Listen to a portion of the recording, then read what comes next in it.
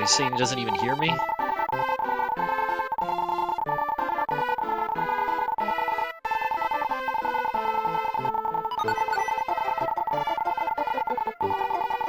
Let's see if I can hear anything. Oh, okay, he does hear me now. Okay, good. They're saying that they can hear me now. Good. Alright, I don't know if anybody heard what I just said, but I can do the intro again. Ladies and gentlemen, welcome. The long-awaited Melvin's Classic Series. Joshy D versus BGT, two of the originals from way back in the days of roller games.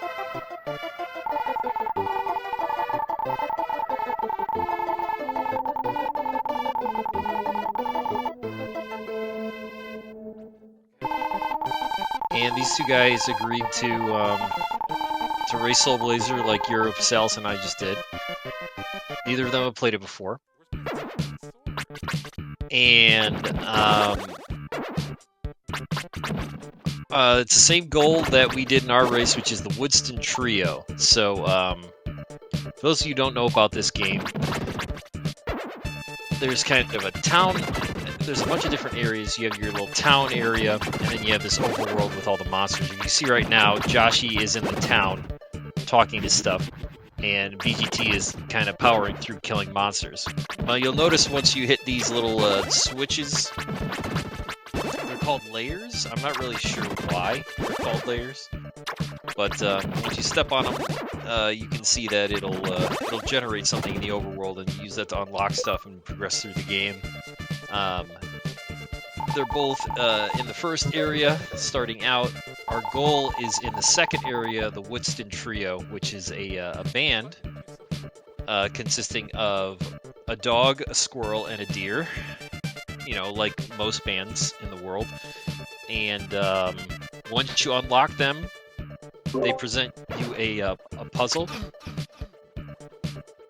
And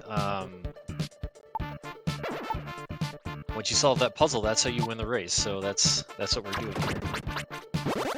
Yeah, you know, so I can hear you through your mic, I believe. I can hear me through your mic, is what I meant to say. Oh, there you are. Now I can hear you loud and clear.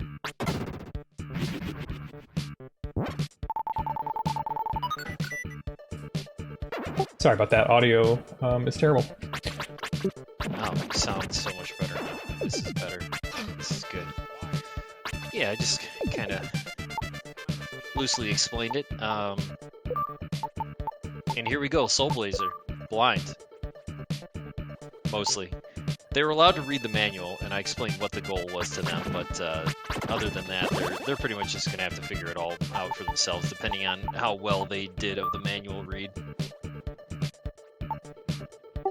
It should be a familiar kind of gameplay for them both. It's not too different from Zelda, and it's a bit simpler. Although it does have more RPG-ish elements like experience and menus with lots of stuff in it.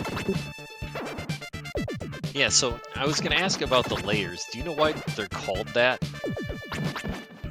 I mean, it's just like a holdover from thinking of a game like Gauntlet, where the monster spawners were called layers, I think. Oh, okay. Say, I don't think I've ever heard that term until I was listening to you do Mining Euros race, and I was like, I still don't think that Armageddon Time knows what a layer is. No. But I mean, I knew you were talking about it. I just was like, yeah, what is that? Why are they called that? But I don't know. I just called them buttons or whatever. I forget what he was calling layers. He kept referring to it as different things. It was fun.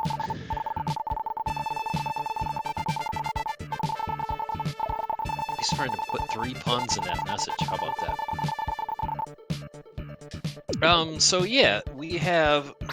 These are 2 of the original heavy hitters, way back in the day of roller games. I was having a lot of fun yesterday looking through SRL. Do you remember Speedruns Live?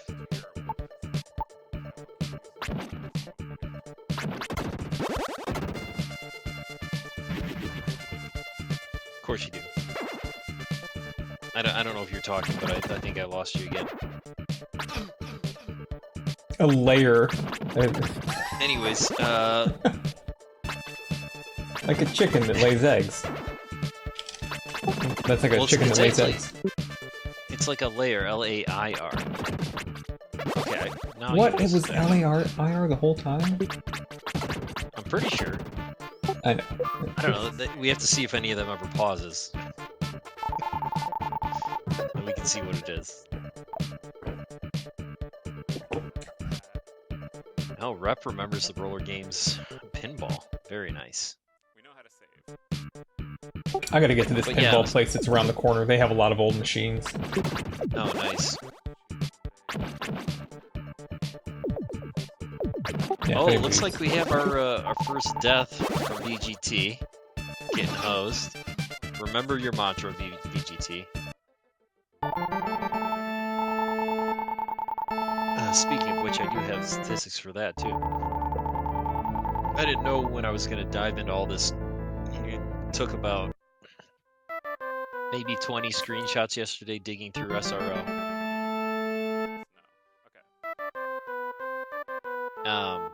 So according to SRL, Joshy and BGT have raced a total of 4 times.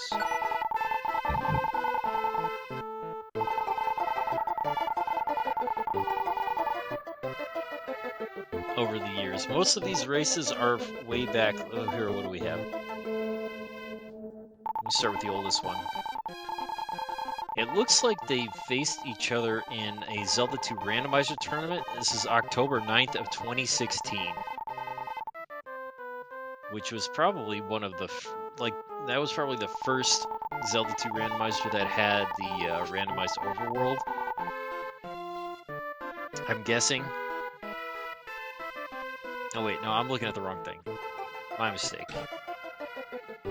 I don't have a date on this one. So it's probably, that was probably the second one.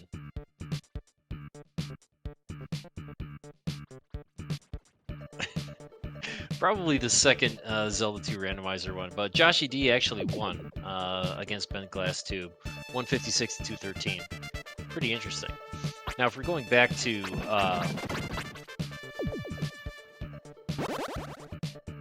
the roller games era, that must have been one of the first roller game races. This one might even be a practice race, but Joshy D wins again. And then we had the roller games rematch in 2018, which I think was just like a little side thing. This was the practice gate, the famous practice gate race, where Joshy D won in 32 minutes, where it took bentglasstube just under 2 hours. So everybody thought that Joshy was practicing before that one.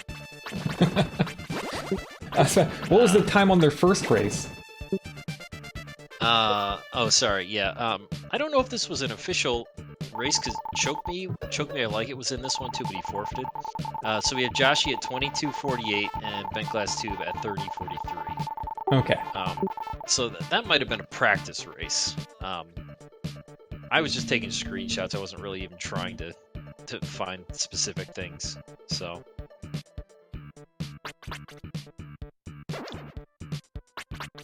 This one was probably definitely an official Wacky Races. bentglasstube winning 22 minutes to about 26 minutes. The good old Wacky Races days.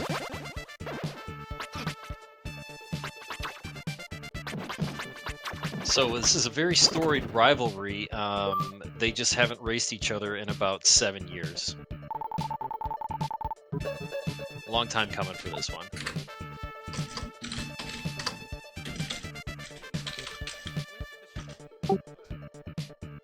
Oh yeah, the Bones race. I didn't even think about that one. Man, I forgot about that. That was the in-person race where they'd eat those disgusting cookies. Well, and they didn't even get all. I don't know how. Yeah, I don't know how bad those cookies were, but you know, when you have to watch somebody eat a cookie for that long, it's pretty bad. Oh, BGT with the clutch level up, he was like about to die to that brazier turret, and he got a level up to refill him. Nice. Looks like they're both relatively like right in the same spot. Looks like Joshy's a little bit behind. I haven't really been looking at my statistics.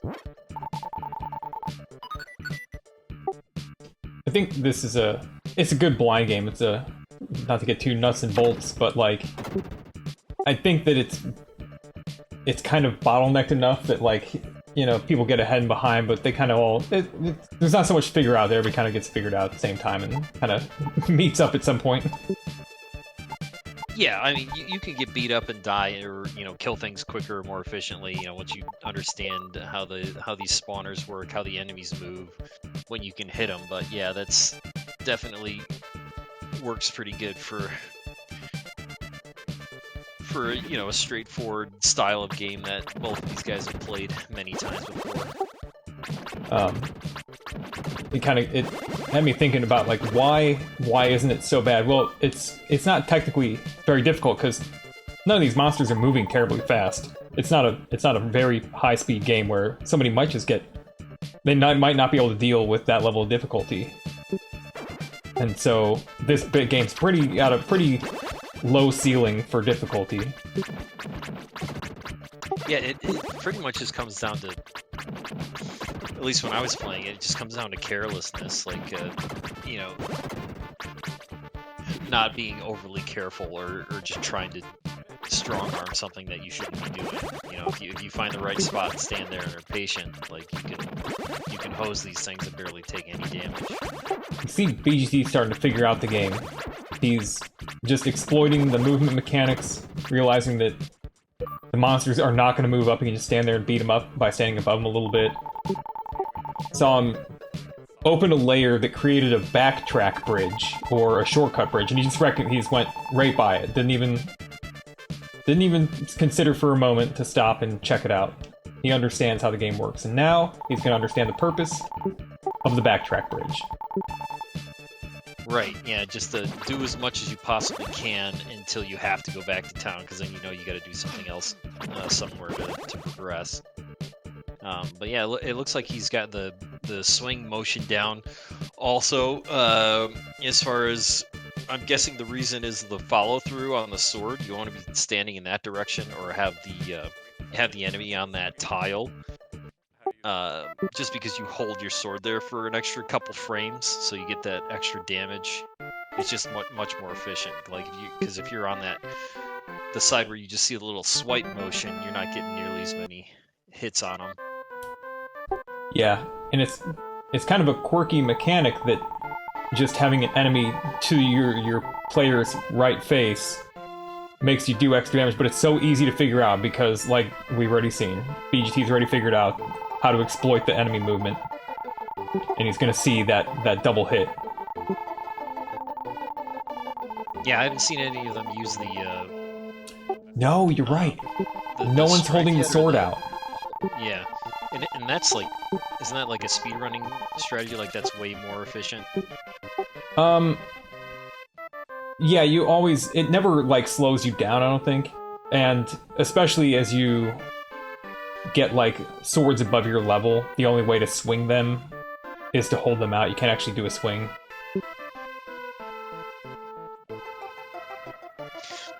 Because, yeah, I was barely using that in the race, but I'm sure it would have helped for certain things.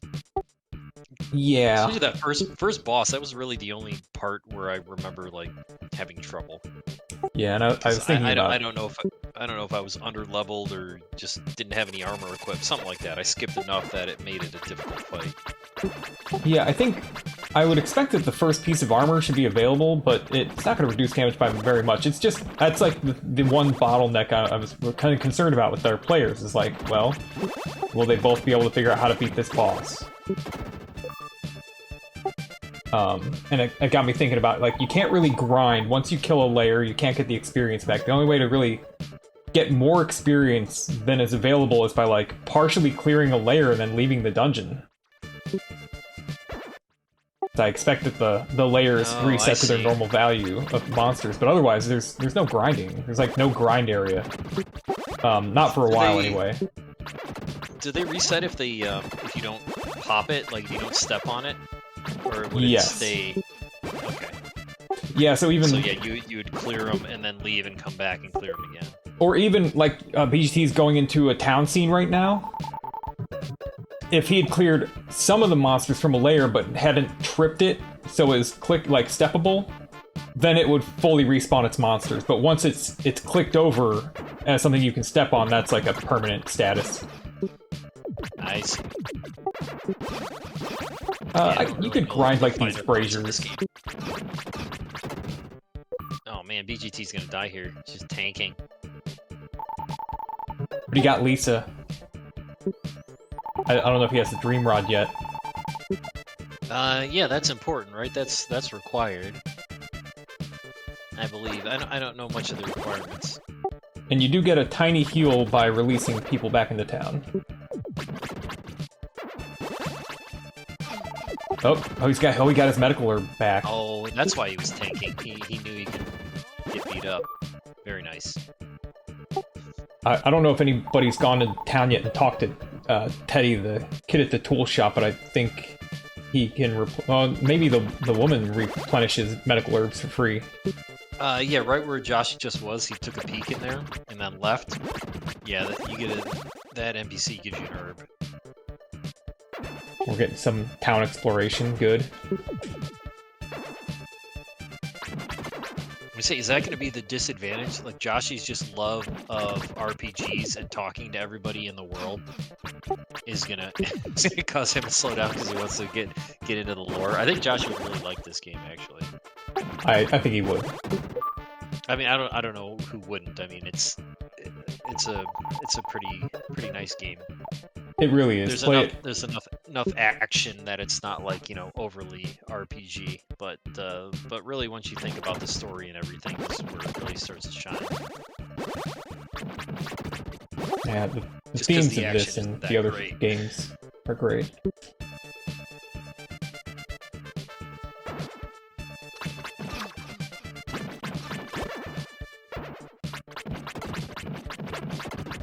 So yeah, he was just making sure he talked to everybody there. Oh, he has a Dream Rod. Yeah, see, did BGT grab that too? I don't know. The classic trying to watch two streams and never being able to do it.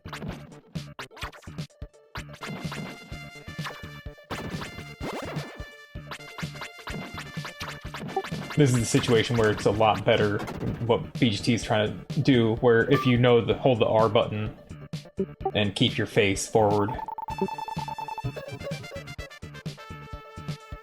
Oh, I don't shop one too. I bet he gives you armor.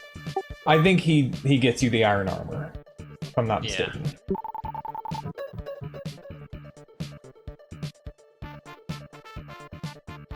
Alright, so Joshy has 42 races recorded on SRL. Do you have a guess on how many times bentglasstube has raced on SRL? 200. It's 344 times. 344. Quite a bit. Don't look me up. I was gonna say, I would guess you're in over 1,000. Or close to it, and I would guess me probably like 800. Who knows? Oh, I was like third most races on SRL at some point. Oh, really? Yeah. Nice. Yeah, not nice. Like you like look at the list of who that is, and you're like, oh, maybe it was too much.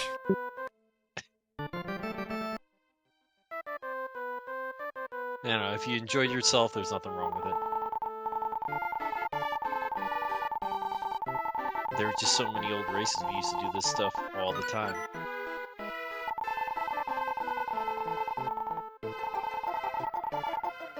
So you have a bunch of these old statistics that, going back to the roller games day. Teddy! The days of roller games. Oh, so what did he give him? I didn't see it. Shopkeeper? Oh. Might have just said something. Hopefully you'll go into the menu at some point and try to do something with the item you got. Gotta go help that guy turn that wheel.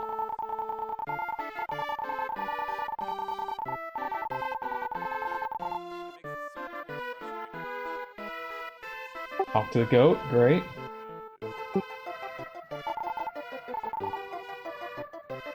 Dream Rod! Oh, Oh, yeah. oh, yeah, yeah.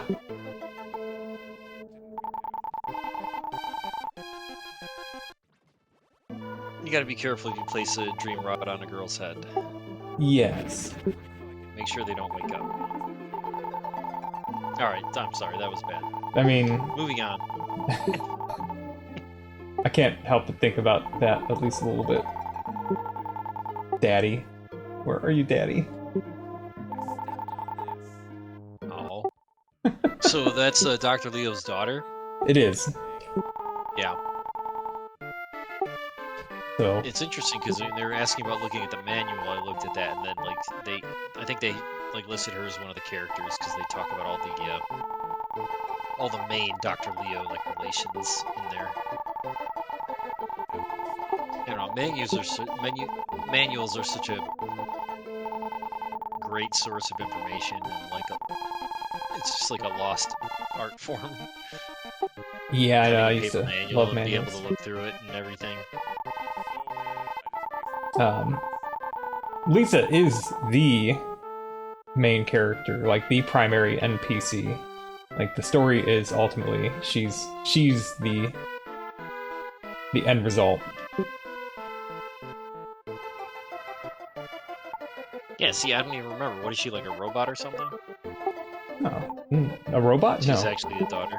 she's yeah, but it's about the whole story's about you know, life and death and loss and love and all that. And so after, you know, she loses her dad and she kind of loves the angel character, our main player character. She falls in love with that and loses him, and so it's about, and the other characters, people in the town, all the townspeople, all the people that they've loved and lost. So the more we talk about this game, the more I want to go through it and, you know, read every piece of dialogue. Oh, there's Joshy got the armor there. Some Oh, that's gems. where the armor is. It's down in down the vine. Nice. Yeah, that hidden cave. Because I remember in the race, I definitely unlocked that, but just never went there. It's probably a huge advantage, especially at this point in the game. For these guys, yeah. It'll be a while Maybe before they... The next armor isn't until the next act, so this is their only armor they can have for the first boss. But yeah, I mean, it might be what it's like the blue ring. You can cut your damage in half, maybe not that much, but even by a quarter, it's like that many extra hits is a pretty big advantage. There's 8 pieces of armor. The armor stat's kind of simplified. I think your armor stat can be anywhere from like 0 to 16. So right now it's probably 1 or 2.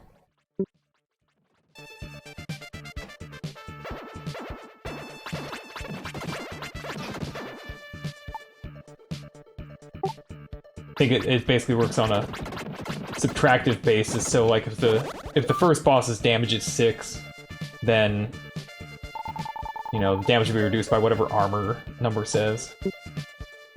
Right, I see. Like it'll be, and it's represented in the menu by shield, so it's just like there'll be like a line of shields. And they come from your armor and I think your level.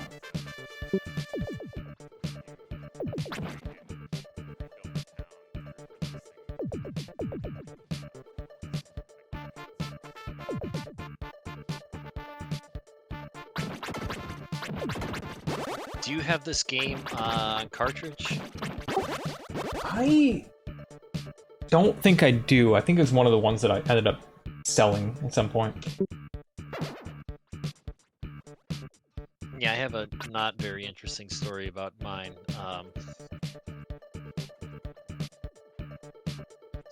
I must have been in high school, and my sister, I have an older sister, and her boyfriend wanted to trade games, so he gave me Soul Blazer, and I gave him Lunar Silver Star Story Complete, PlayStation 1, and naturally they broke up, and now I have that was trade became permanent instead of temporary.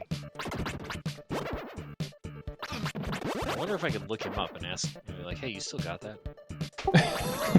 That sounds like probably you got the worst end of that deal. Yeah, I think so. Not because I just in terms of money value. Right, yeah.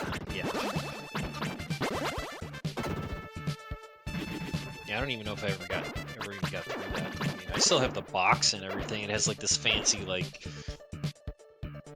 that version that release had the like the leather clad manual and everything.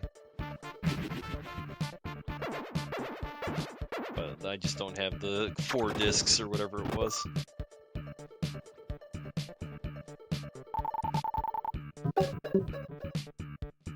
Unlocking the goats.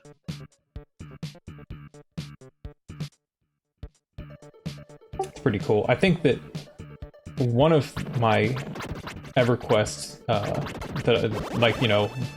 the original or one of the first 2 expansions came with like a cloth map, so that was kind of cool. Yeah, stuff like that is great when I'm talking about this. And I think one of them was like a parchment map. Yeah, I think I was looking at my old Oblivion, like, just for 360. Even back then, like, they had the full-size map jammed in there, in that little box.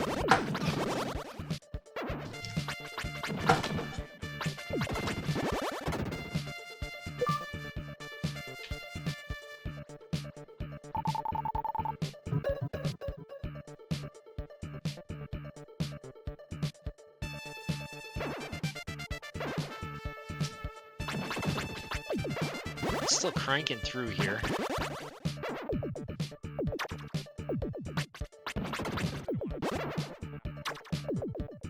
BGT seems to be hanging on to his lead. I don't know. Oh, never mind. We'll do a little bit more backtracking here with a death.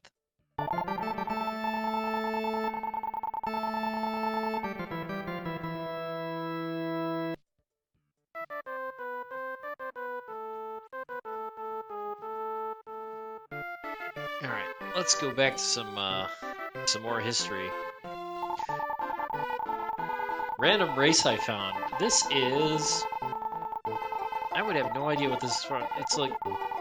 This is probably just a practice race from that first Overworld Randomizer tournament. October 1st, 2016. There were 8 people in this race. Let's see. Do you have a guess who won it? It's a Zelda 2 randomizer race? Sorry, it's a Zelda 2 randomizer race? From 2016, yeah. Dig Shake. Definitely Dig Shake. Then we have Jacobus, Nirm, Buzz Thunder, Enchantress of Numbers, Vonky, Cash Line, and Joshi D in last place with a time of 3 hours and 37 minutes and 47 seconds. Cash Line, one of Sweet Love's 7 alts. Oh, really? I don't know. I didn't know that. I don't know who that is. I just making up a backstory for Cash Line and who this unknown person is. We say that was so long ago. I don't even remember when Sweet Love was around. But yeah, Dig Shake won all these old Zelda 2 manages. Yeah, he kind of had the inside advantage. Oh yeah, always. He just I mean, he knows how the program works better than anybody. This is the confusing... Yeah, Joshi has opted to go back before unlocking the last layer in that area. And I think that almost certainly is a problem, right? I don't remember. Like, I don't remember if that's an essential layer. Hold L and R. Oh, Joshi's learning crab walk! Nice.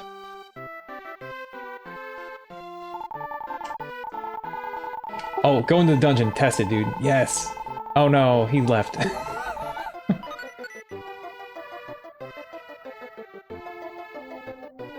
Yeah, because they don't tell you that you're gonna hold your sword out. Right. It's like press L and R, and he did it a little bit, and I'm just afraid that he's gonna forget about that by the time he gets back to the dungeon. Do a safety save? Alright. He's recording? Yep, that's okay. Let me say, BGT was just here and then went back to town. I mean, I'm guessing there's just an opening, like, that you exit this direction. Yeah. Yeah, I don't know what he's missing. I'm gonna have to go and retrace everything. Because he was here a while ago. Hopefully Joshi does not figure out how to use the bag of goat's food. I'm not even sure that at the moment that goat is out, but if he does, the goat will take you on a town tour. Oh yeah, that's a time sink. I think I did that in Greenwood, or what's the name of the second area? Do you know? Yeah, Greenwood. Is that right, Greenwood? Yeah, I know I followed a dog around for a while. That's right, the dog in the Greenwood also gives you the tour. Classic. It's kind of like, hey, I smell something in this direction. You know, it gives you hints to, like, there's an item over there.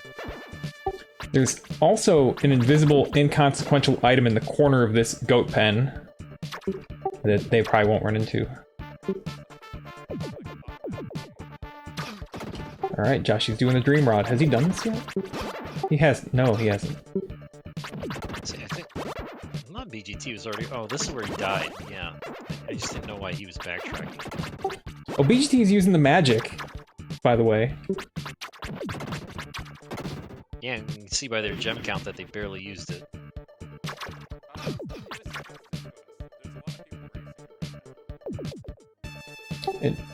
Okay, what BGT's going down?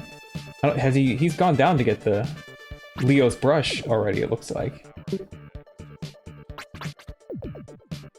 Yes, I'm not even sure this final layer does anything. It might create the house where the painting is, or the stairs up to the painting.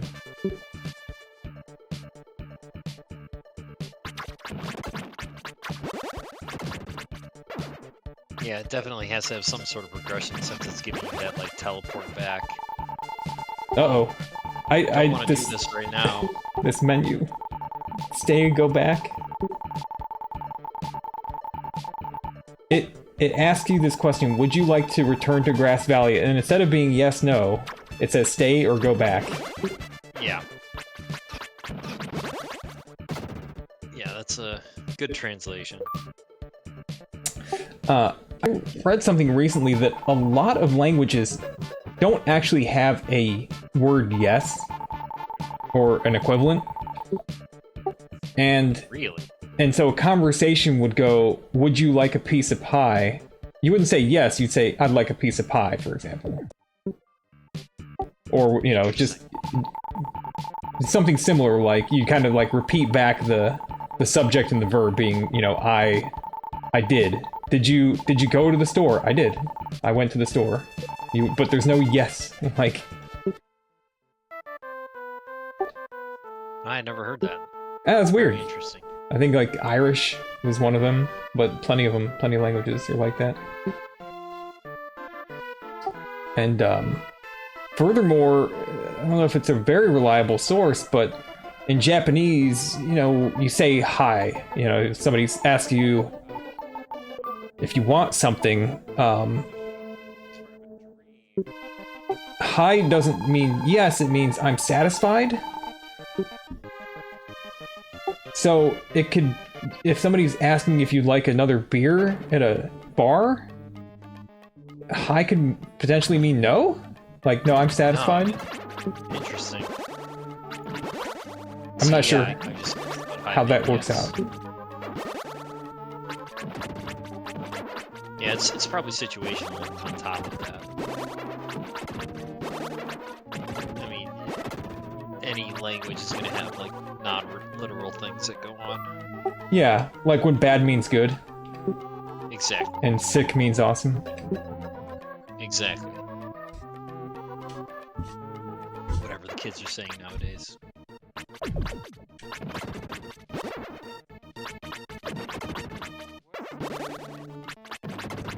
Of course, yeah. We're old enough that we get trapped in the vernacular of the past.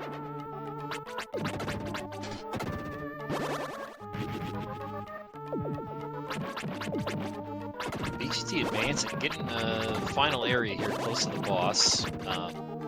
Walking into a lantern. That's just a health refill.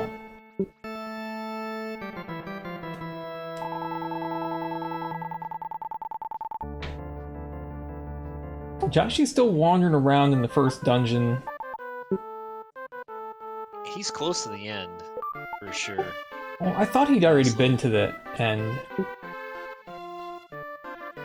It's a four-way spawner thing. It's pretty annoying. I don't know if it's required. No, absolutely not. This is not necessary. It just spawns the same 4 enemies, and then they just every following one spawns them quicker than the next. Let's see what the end result is. Probably a tulip that you don't want to talk to or something.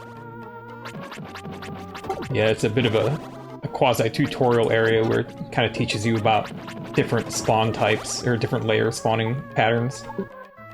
They can spawn at different speeds, but also sometimes some layers will only spit out one enemy at a time, so you have to deal with the first enemy before the next one spawns, and then additionally there are some layers that will not only put out one enemy at a time, they'll only spit out the next one if you're within 2 tiles distance. Hey, it is a goat.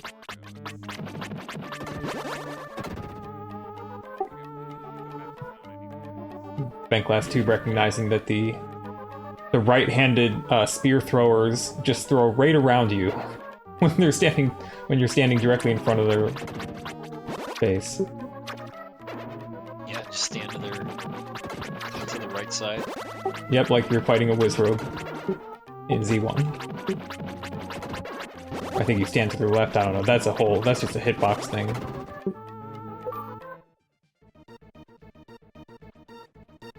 The lonely goat.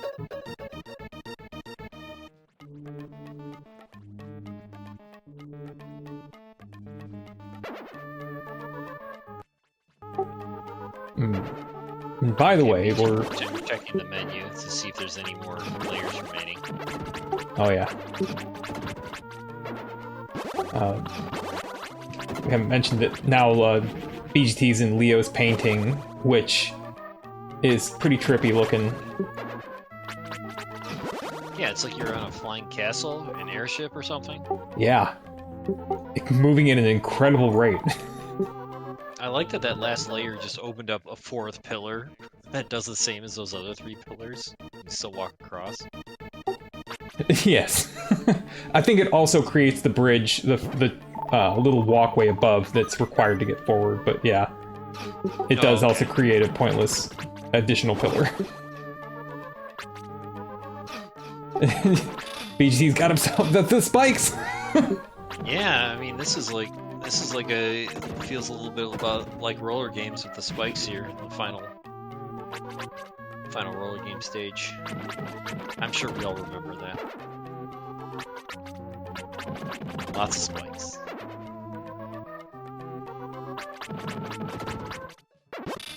So this is our first encounter with an invincible enemy. And there goes his medical herb. Yep. The herb.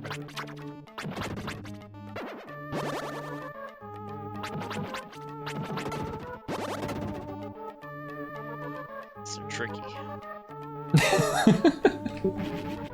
This is the kind of content that we totally wanted and expected. Oh yeah. See, now he's gonna realize I can't get that one right now yet. See, it's pretty self-explanatory. That's like a really good tutorial. You get your first invincible enemy, and you know there's a lair you can't get. You know you can't kill it yet, so move along.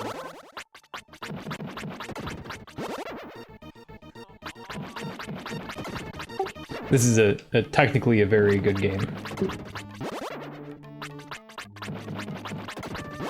Oh, he's holding the sword out. I can see the little nub sticking out there and the extra little damage ticks.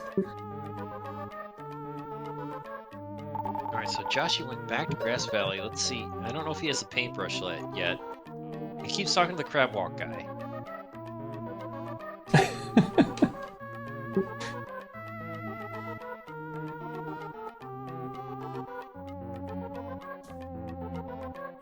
Maybe it's to get it back. No, Josh is getting an important theme dump there. Since his wife died, a goat's been hanging around in this place. The goat hasn't been saved yet, but he feels an affinity towards the goat. Reincarnation.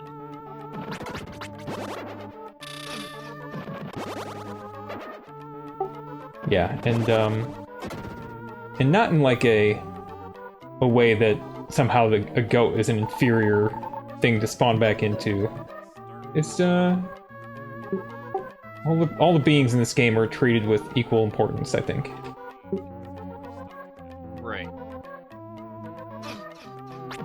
Like you can still feel that old connection.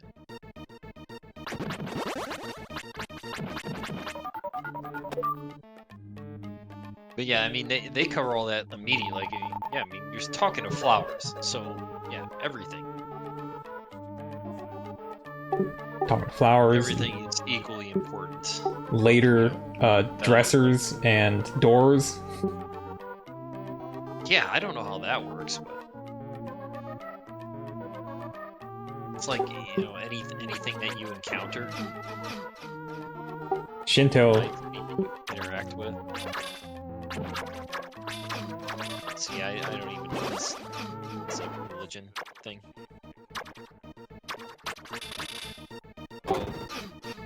Oh, Beach Tea clears the layer but dies. He's just getting a... No, he's like feeling pressured by the conveyor belt.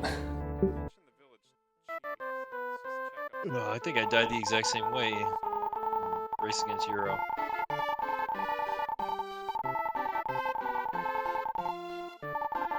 So I'm guessing Joshy hasn't found the paintbrush yet.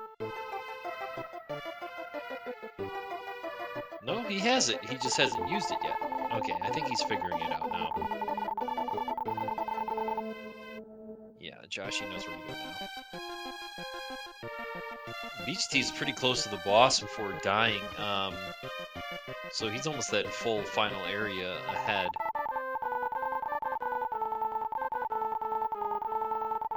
Joshy's putting all the hints together.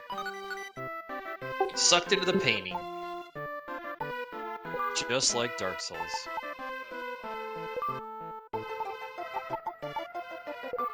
Josh exits the dungeon. He hadn't talked to this flower yet. Ah, yes.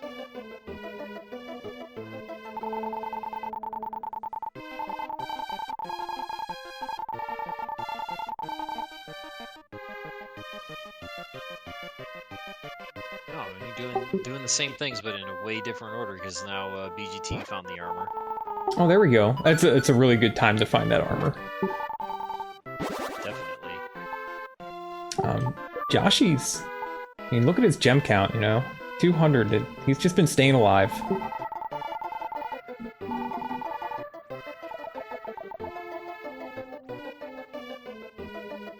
I realize realized I was looking at the wrong number for the gems and the XP until just now. And I thought that number next to gem was saying what the gems were. Gotta read left to right. Yeah, no divider lines in the HUD there.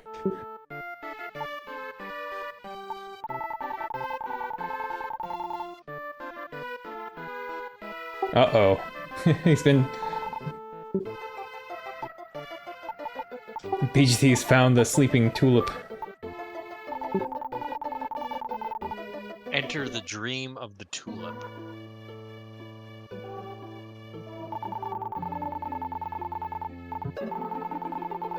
That's a lot of experience, isn't it?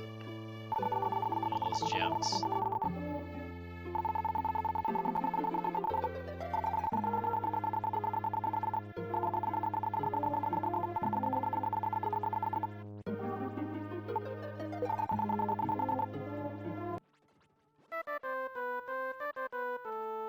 Oh, interesting warp. BGT got put back at the entrance of the first dungeon after that. Oh, yeah, it doesn't put you outside the painting. Or wait, it should put you back outside of the dreaming tulip.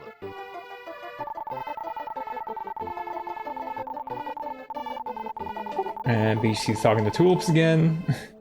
I'm not sure what he's expecting to have happen since he talked to that. Yeah, I was gonna say Joshy might take the lead here if he ends up ignoring NPCs and just going headstrong for the end, but Yeah, I'm guessing really. he's gonna get killed by those like metal guys too. Whoever does the best at ignoring NPCs. Oh, uh-oh. Is BGT about to get the town tour? From the lonely goat. It's like finally somebody talks to me. I'm gonna have to string this out as long as I can. Here, Josh, you getting the fourth pillar. The horizontal pillars that you see in a lot of architecture this day that you walk across.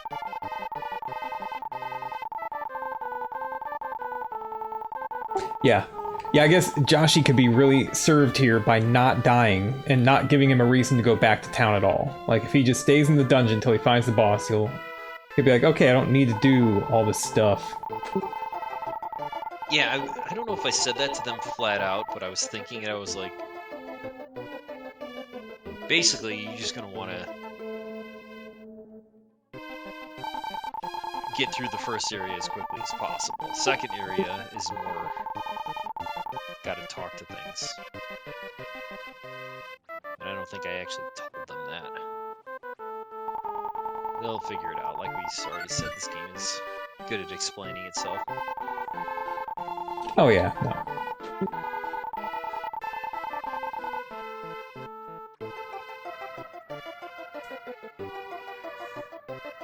Joshy hit level 4. Kerbong. Kerbong.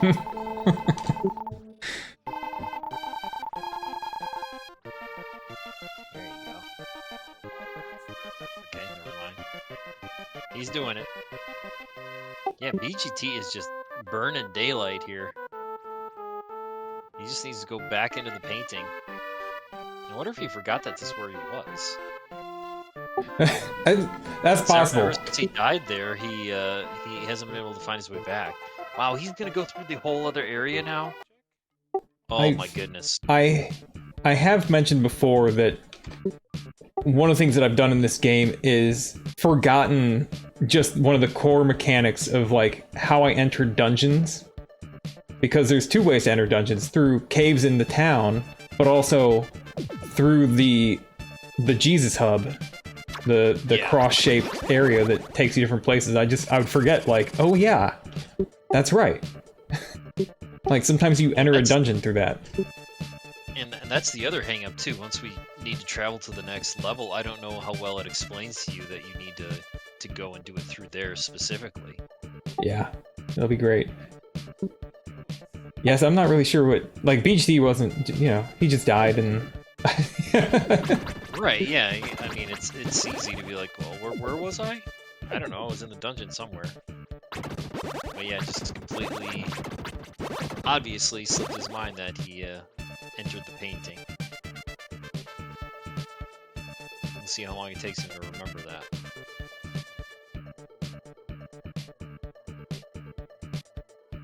If he looks at his inventory again. What's up, Danny? Knob.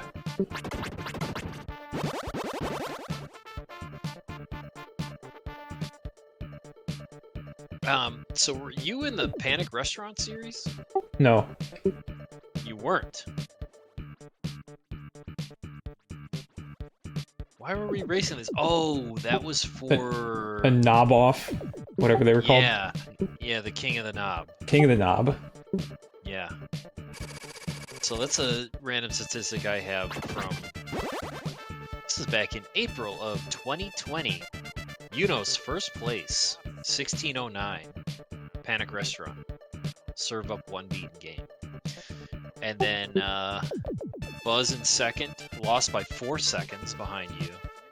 Then we have Puke 7, Zarnax 42, Euro Pasalis, and in 6th place, bentglasstube. So yeah, that would have been the race to qualify for racing against the King of the Knob. Ah, yeah. And Panic Restaurant was Coach Crab, I believe.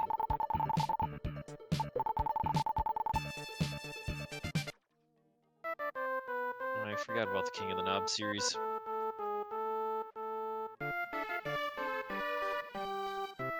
Oh, Joshy, he's under pressure.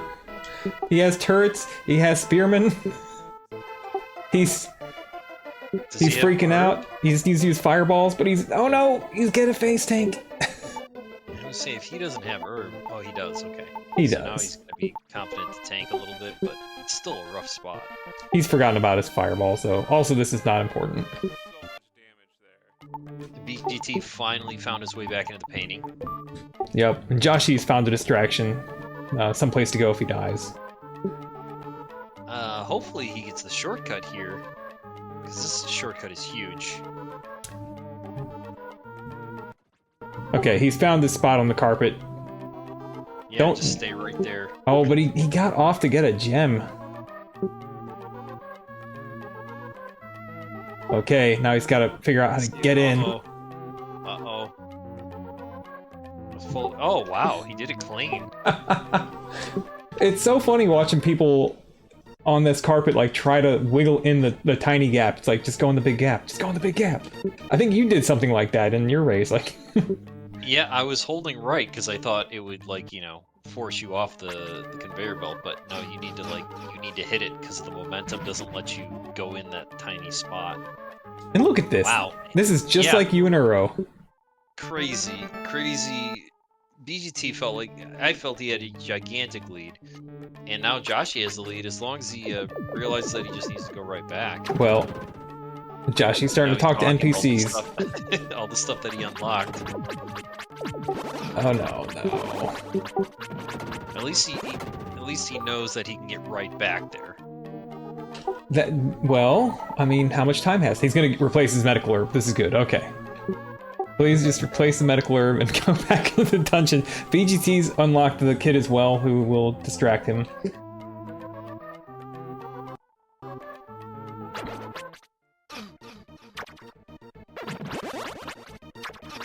There's the final layer required before we get to the boss. Joshy's checking around the backside of the house for babes again, I think. That's probably what he's expecting. Uh-oh. Oh, no. The tour. Alright, let's see. How are you supposed to fight this boss anyways? That's what I want to know. I know I was doing it incorrectly. BGT's sitting back, doing a little bit of watching, observation. Yep. Magic is not going to help. And that's what I kept trying to do. Trying to tank him from behind, but he just beats the crap out of you.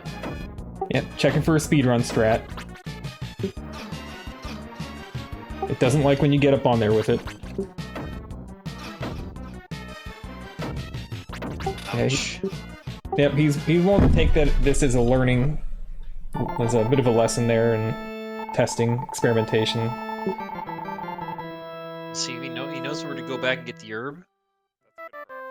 Yeah, okay. Joshy's dangerously close to finding the item in the corner here. If he didn't already.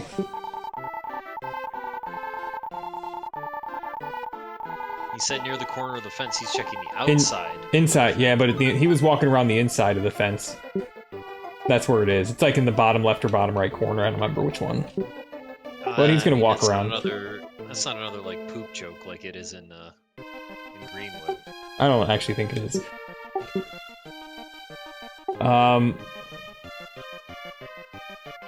He's like, because I think the dog's like, I smell something strange coming from that direction, and then they're like, oh, that's the toilet. I didn't know if they did the same thing. The sleep. What's the story? Oh no! Now Josh is gonna go into the tulip stream. Yeah.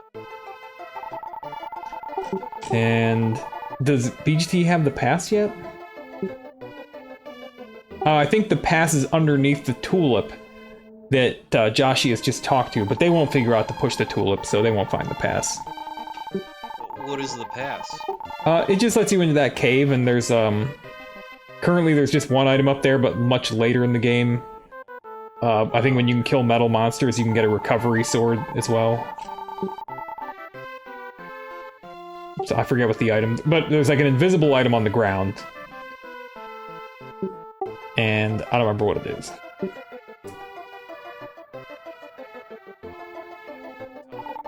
Most of the stuff in this game is junk. I think this is the 5th time Josh has learned about crab walking. This is a really important time to get a crab walk refresher, though, because you can just hold your sword in front of you for this boss and back up and go forward. Oh, is that the strategy? It is one thing to do. I mean, you can either point forward, or you can point so that your face is... So he's right face on you, and you could slash. Yeah, I think that's what I was facing left. Because you're right-handed. Yeah, facing left and then trying to get close to him on the conveyor and swinging. But yeah, it seems way more efficient to just hold it straight up, get all that extra damage. Alright, Josh is going back. Time for Joshy to die to the boss.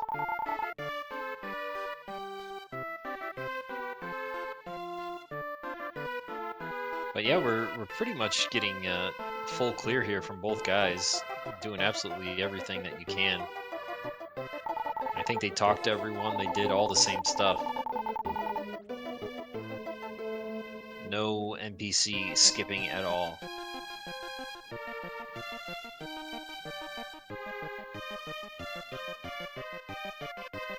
See, Josh is gonna go behind him. Learn. Don't do that.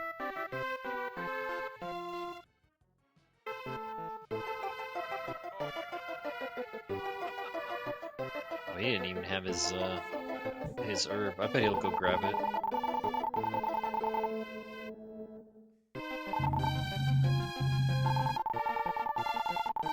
No herb, just going back. Oh, he does have herb, he just didn't have it equipped.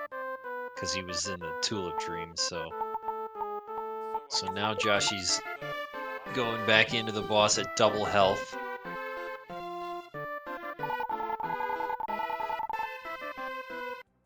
Now let's see if he can figure out a decent strategy here. Almost. He's definitely got the right idea.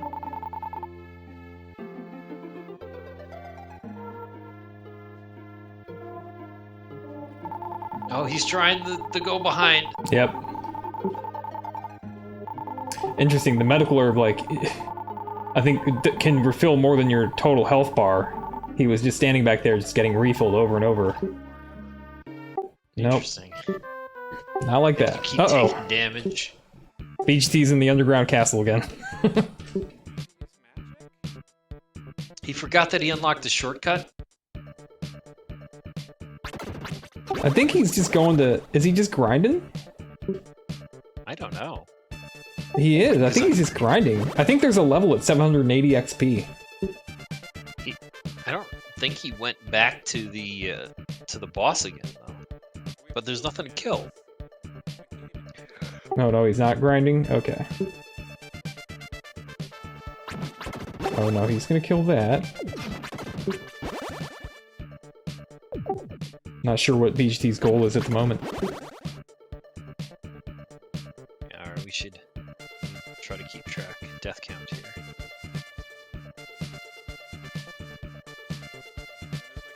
Joshy's trying to see if there's any other layers, because like, oh, this boss is too hard. There's got to be something else. He's only died twice, though.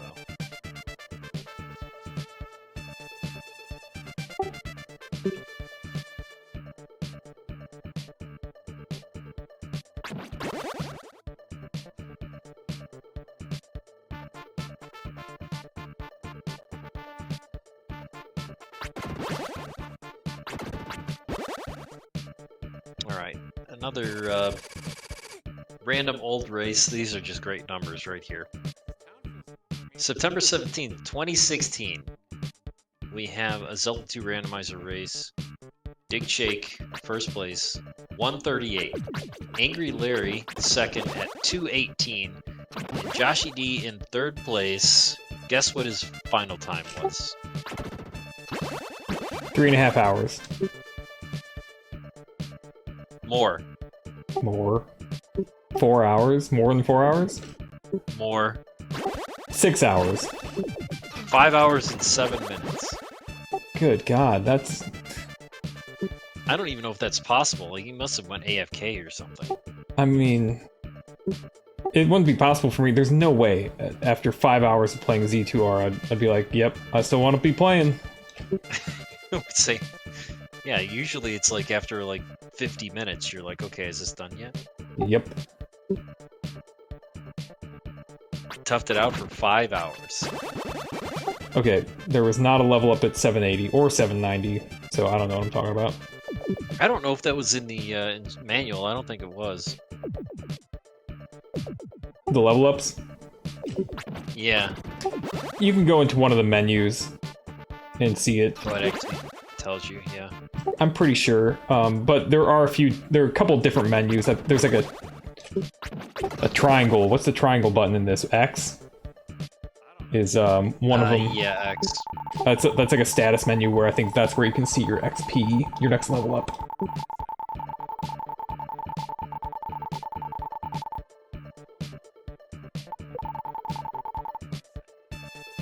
Yeah, they really think that there's something else other than this boss.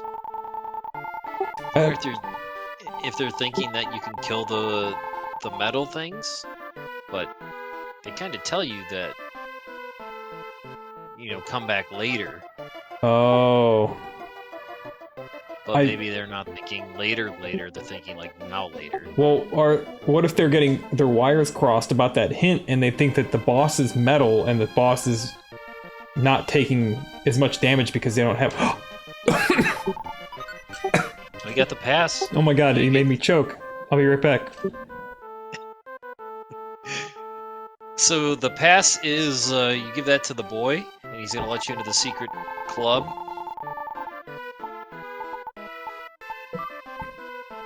I can't believe he just beelined right over there and pushed that flower. Just pushed the pot and got the pass, and now he's gonna get nothing. He might. I don't even think it's like a shield bracelet. It's like he's walking around. Is he listening?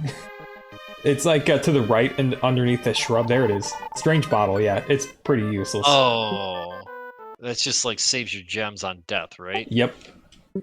Yeah, so basically worthless.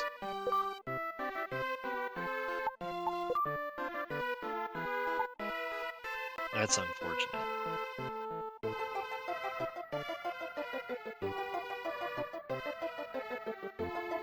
I mean, when I gave the estimate, I did say 90 plus minutes.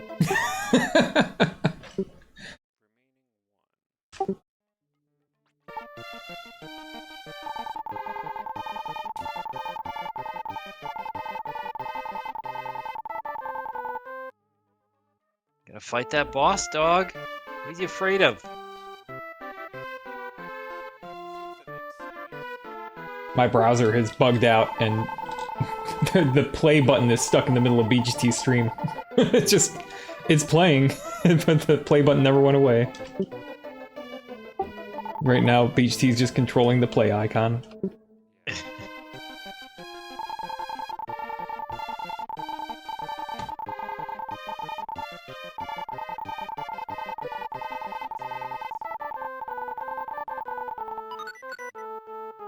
Bag of goat's food for free.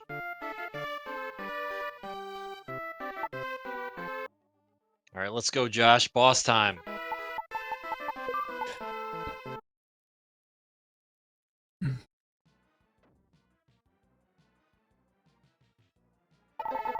Oh, looks like he knows what he's doing now.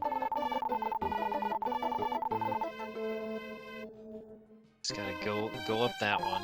Yep, that's the strategy right there. Yep, Joshy's gonna do it. Oh, wow. Nope, don't get greedy. This is like Dark Souls. Don't get greedy. Okay, so at least he knows exactly what he has to do. He's probably gonna die here, but he's gotten the boss down to less than half health. Yeah, so he knows how to kill him now. It's just gonna be another try. Yep. I don't think he's got his head wrapped around this to the extent that he knows to go back and grab an herb. Or is he gonna go talk to the fucking crab walk guy again?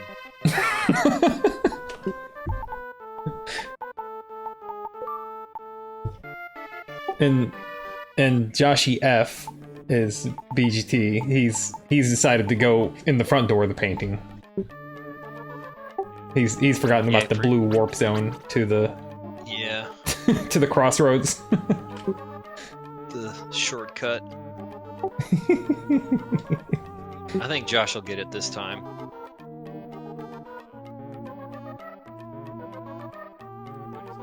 Take whatever you want. All I have is medical herbs.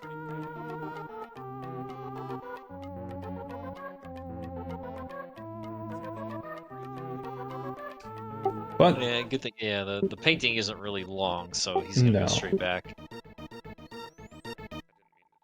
Uh-oh, he's getting caught up in the carpets here. He can't. Uh-oh.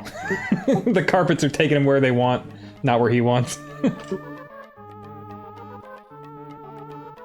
He's letting the carpets drive.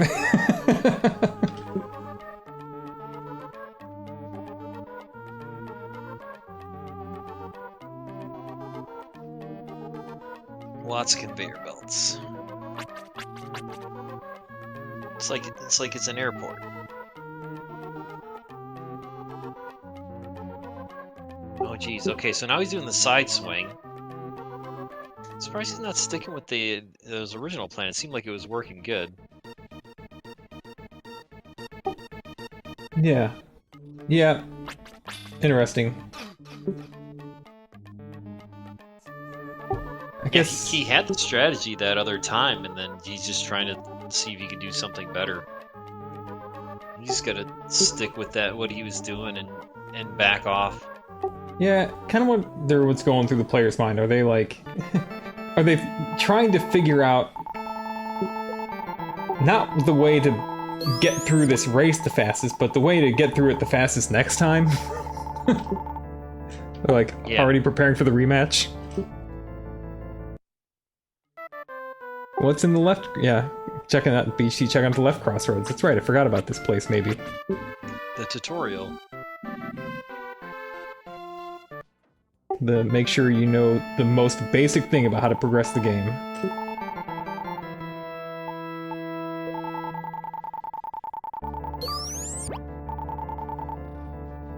Joshy's still getting up there. Even though it's massively punished him every time he's done it.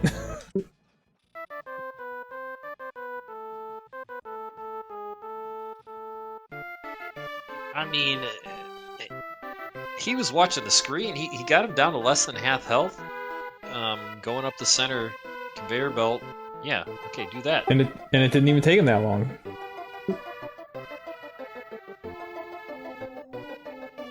There you go. Now Joshy gets it. He'll be able to do it now.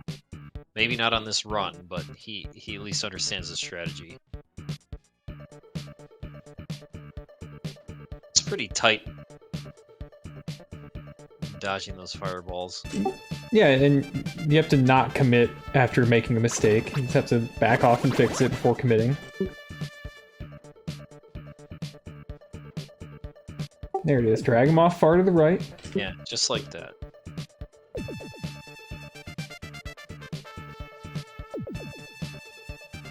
You just got to get him completely off it. He's got the strategy. He shouldn't take that much longer. I know I say that, but he did spend 5 hours doing a Zelda randomizer, so...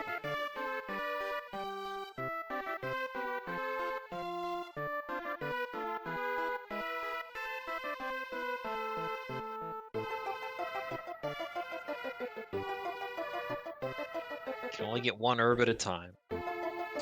Uro saying the middle path is the hard way. That's interesting. I think that would be the easy way if I went back and did it. I would do middle path. Yeah, I'm not sure. My belief is that the middle path seems easier because you can get out quickly, and right. And by, let's say, you know, you fail to hit an input, like it kicks you out into the safe zone. If you go on the upward conveyors, you fail to push anything, it's going to kick you into the boss line and he's going to kill you. Right. Yeah, Joshy's going to win this time for sure. Yeah, keep dodging, keep pulling to the side.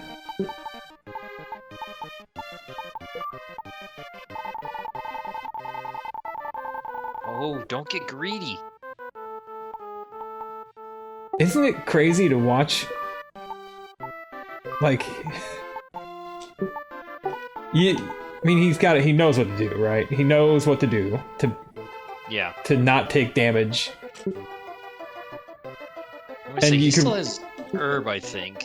Yeah, he does. But like, the thing about, if you had 100 players all playing a game blind, like, I bet you a majority of them would not be patient and avoid taking damage. Like, they wouldn't recognize that the haste is waste motto.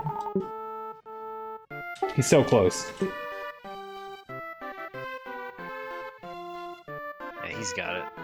Boom, there it is. Nice.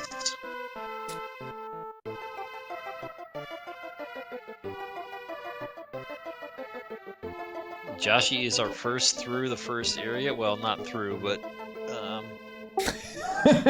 first through the first boss. Yeah, you don't count him through until he's remembered to use the warp zone to go to the next area. Yeah, because I don't know if they actually tell you that. I mean, if they say that in the manual. But I mean, at some point you'd be like, well, let's go back and save because I killed the boss. But then it gives you the option now. Just getting some more treadmill work in.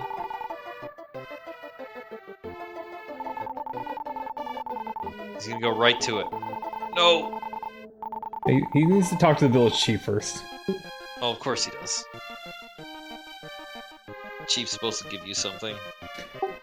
Yeah, it just doesn't allow you to progress until you talk to the lead person in the act. Oh, you need the stone. You do need the stone to get to the end of the game, but technically it's not. I don't believe it's actually what's required. You just have to talk to the person. But I'm not sure. Oh, the screen goes dark. Oh, good. We've got the brownstone you have is the key to open the world of evil. Come back to me. It does tell you to, yeah. Yeah, it does tell you to come back. It says, I'll meet you at the crossroads, so you won't be lonely. Bone Thugs? Bone Thugs. Bone, bone, bone, bone, bone. Did you see that SNL sketch with the Bone Thugs?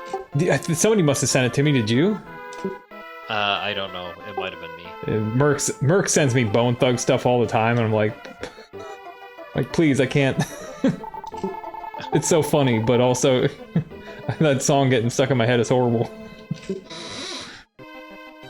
It's just like one of the dumbest sketches for SNL, where the premise is the Bone Thugs open a store for dogs where they sell bones. I have seen it, yeah. Yeah, that's the whole thing. It's worth watching, for sure. Normally when I think about SNL skits, like, the stupider the better. It's not actually them in the skit, is it? No, it's I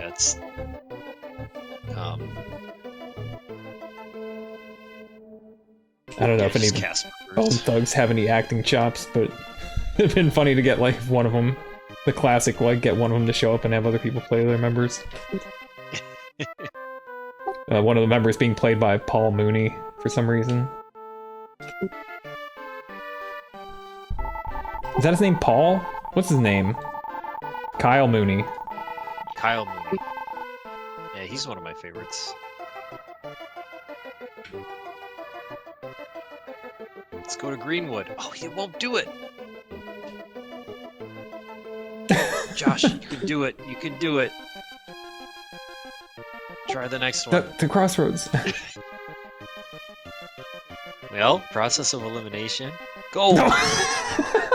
Are you kidding me?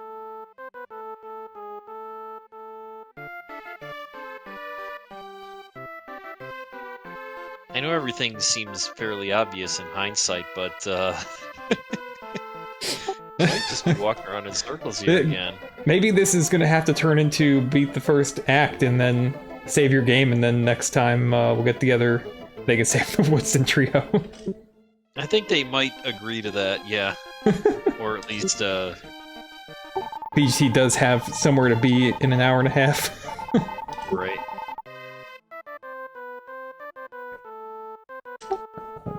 I'm running out of snack supplies. I want to... At some point, I want to go replenish. Yeah, I could use a refill.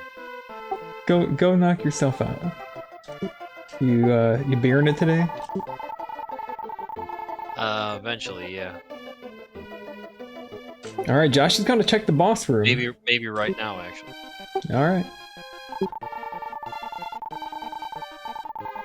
I just gotta see. Josh is gonna do it right. He's going straight to it right now. There's no way. Come. I was gonna say there's no way he goes. There we go. Now we got it. Move.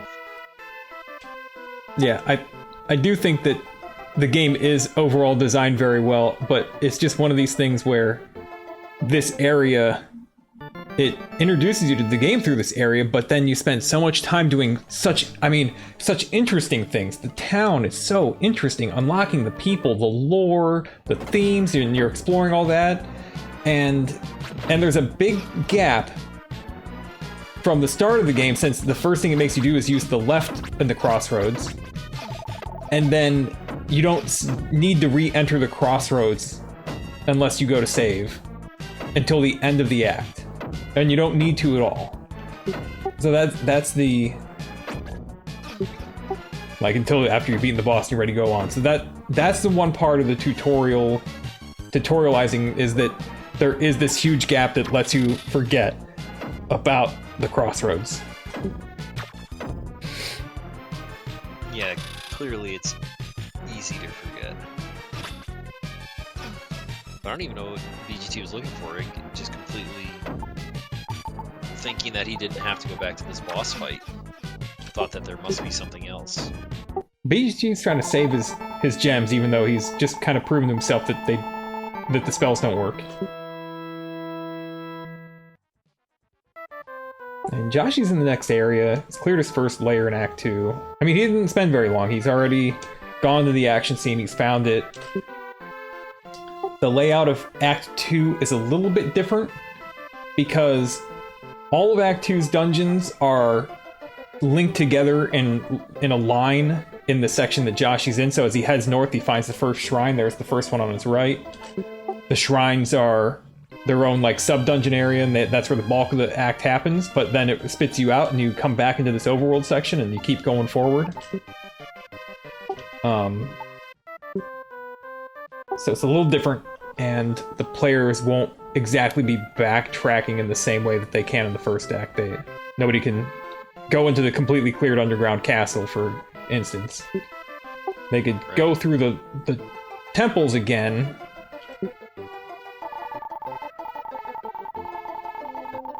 Okay, and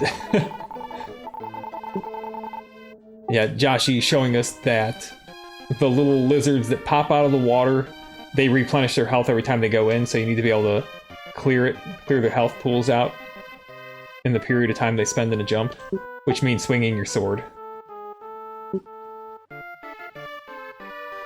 Josh gets level 5. Nice level 5, yeah.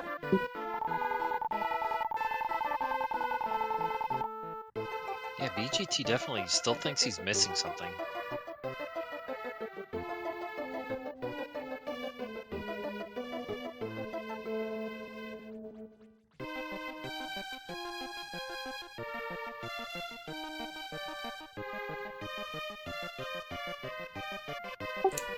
These I will be right back.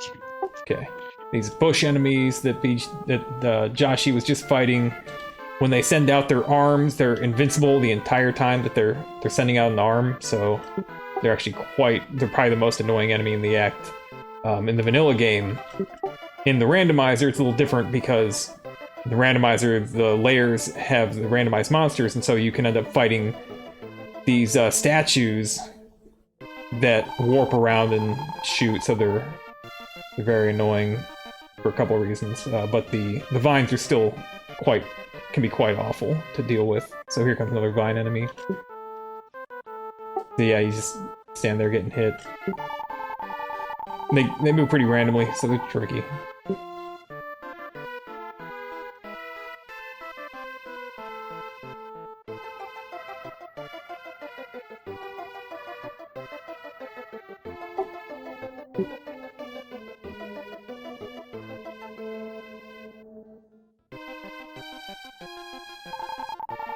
Joshi released a squirrel.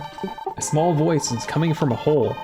Oh, I am starving. If someone can bring me something to eat, I will exchange this powerful sword with them. The sword isn't that powerful. But it is a damage upgrade.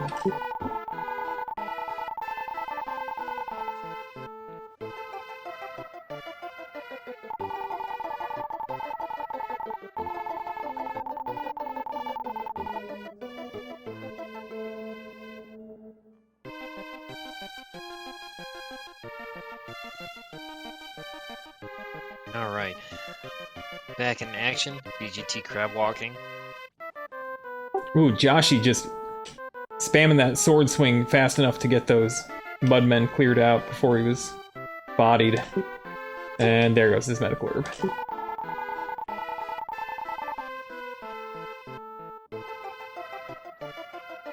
These tree guys are rough.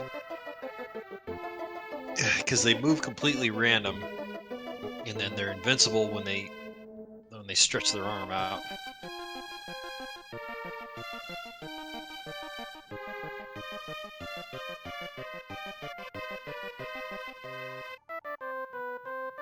Did BGT try the boss again?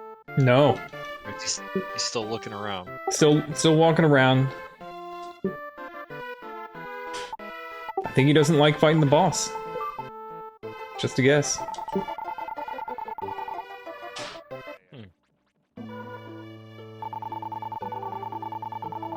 It seems pretty hard, but it doesn't seem like a brick wall.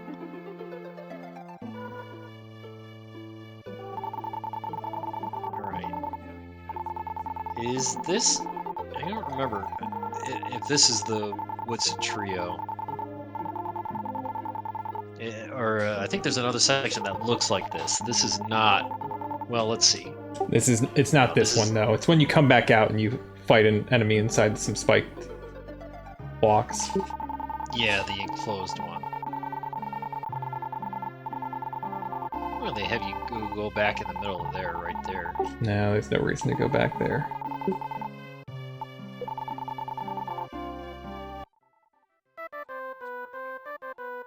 Well, the stumps have a different font.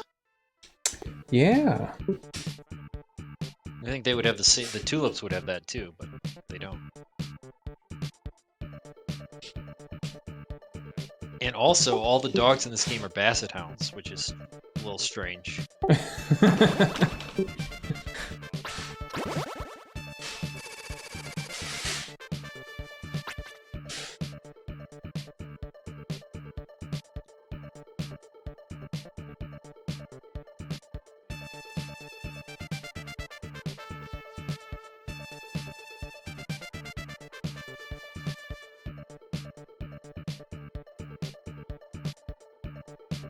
Used to be the Green Theater.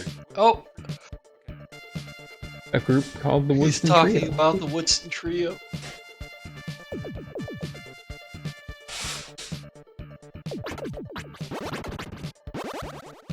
If I step like this and wag my tail, it means thank you. Teaching you how to speak dog.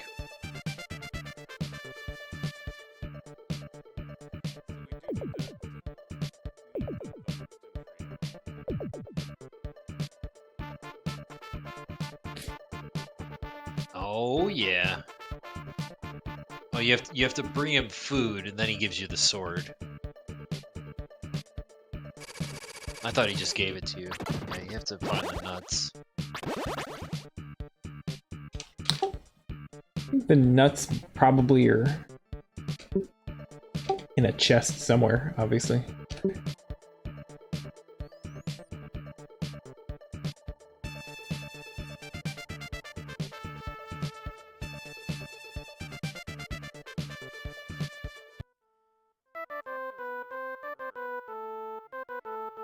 BGT just needs to man up. Figure out that boss.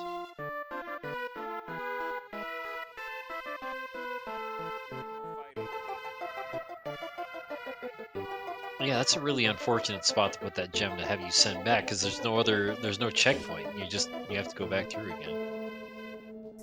I don't know if Josh is gonna try to hunt all these Zoras, thinking that they might unlock a layer.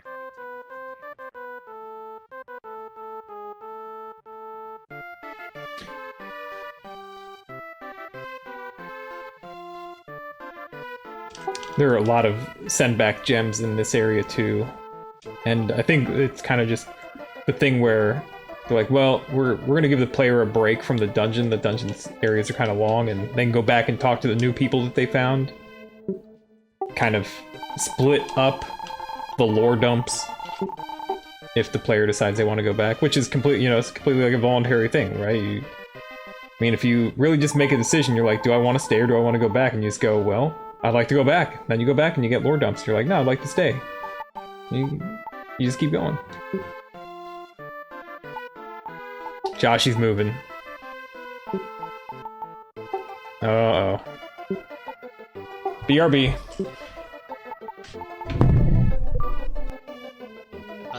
Oh, he's just going to get the herb. Smart move. Oh, good.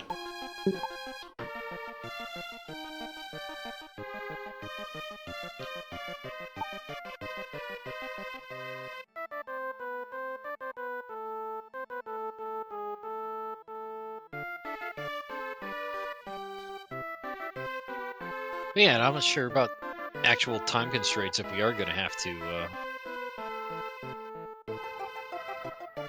postpone, maybe. Have them both save and pick up where they left off.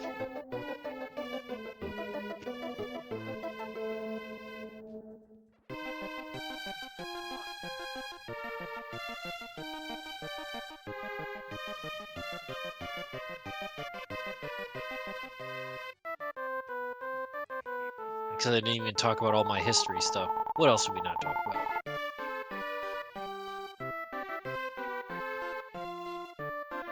Here's a classic. Xanadu. Everybody remembers that game.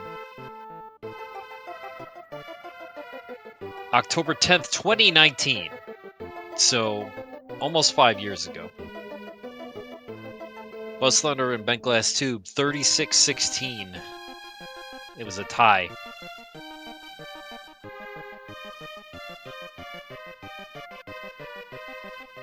The famous Xanadu race tie?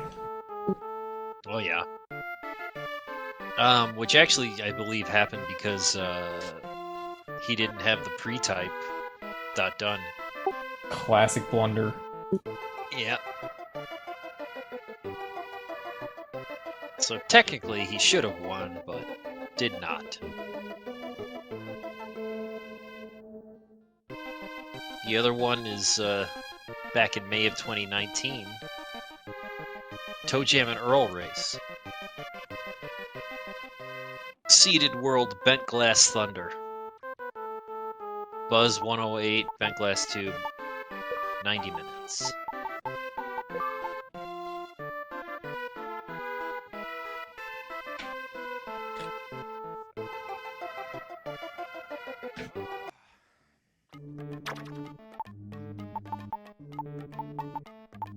Fun to go back and look.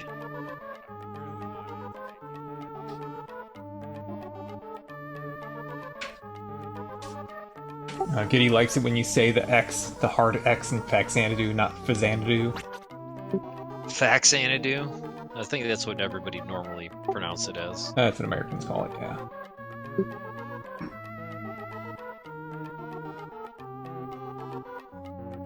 Does BGT have like the cleanest capture of anybody? Yes.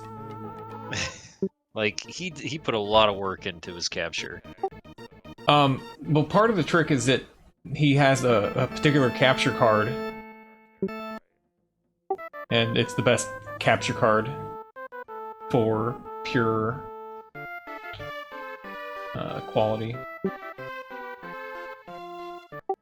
And it's not even expensive. The reason we don't all do it is because, like, it's not being made anymore, and it plugs into your computer's motherboard. It's a card. Oh, I see.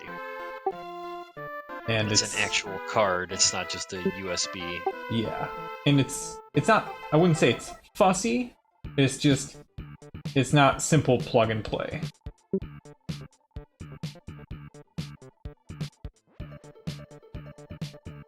I forget what it's called. The data path. No. Yeah, I don't know. The E1 or the E1S. But yeah, it's pretty great.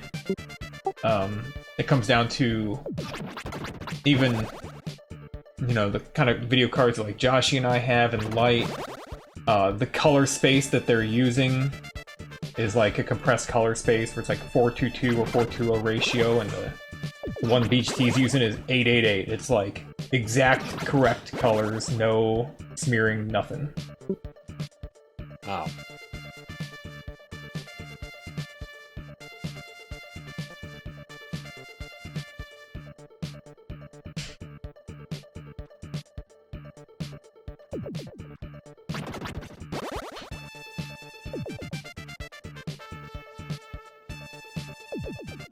I just want to ask BGT what he thinks he's doing. Yeah, because I really have had no idea. It feels like it's been like a half hour. Yeah, it feels like he's kind of checking out a little bit.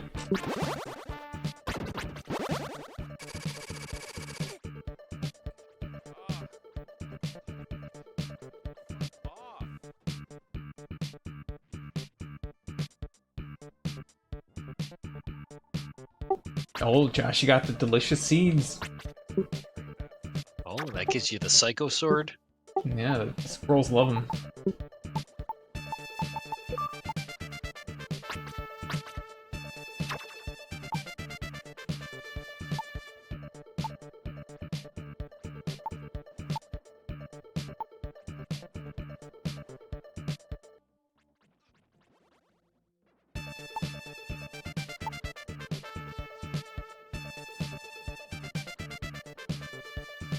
Yeah, I don't know if he's reading the manual or just like taking breaks because he keeps kind of AFKing. Josh has just gone and rushed this room with his medical herb. The heck with it. Oh, I think... Did he get a He still has a medical herb. Oh, he got a level up. That's what happened. He got a level up in the middle of that. Yeah. God, that's the second time he's leveled up during a really tight moment.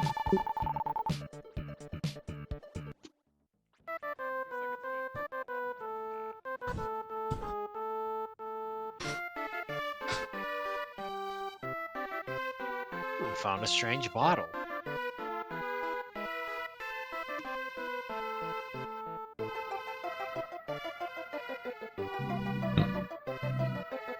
Oh, this is Woodstin 1 right here. Oh wait, no, this isn't. Remember I looked it up yesterday. Yep, this wasn't it. I thought it was, but it's not.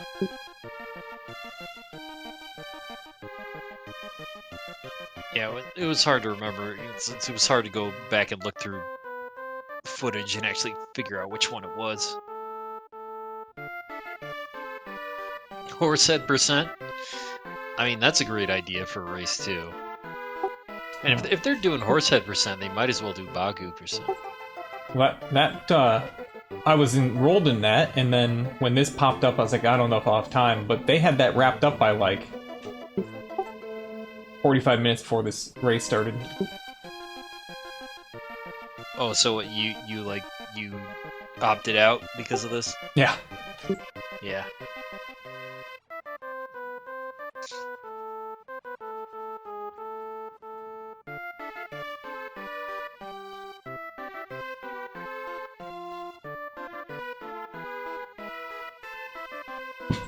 Joshy is getting a pretty decent queue of things building up back in town. We'll probably distract him for a bit.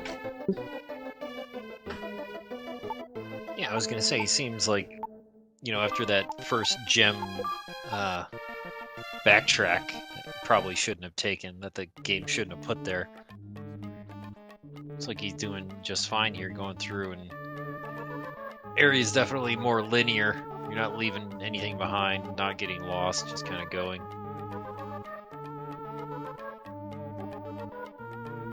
I want to see BGT beat this boss, though.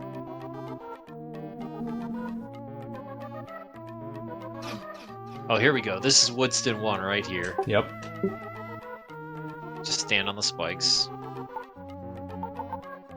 Bad spawn. He's not going to chase it. Let's see about this. It spawned like It goes outside there. Wow. Yeah, these things are a pain. I would say because I remember in the Euro race that this is the last one I got. Because of this, I was just like, it's probably not anything. I'm not going to sit here and wait for this thing to appear. Alright, BGT's fighting. Let's go. Woodstin 1, the important one, comes with the stage. Yeah, it really lets you know.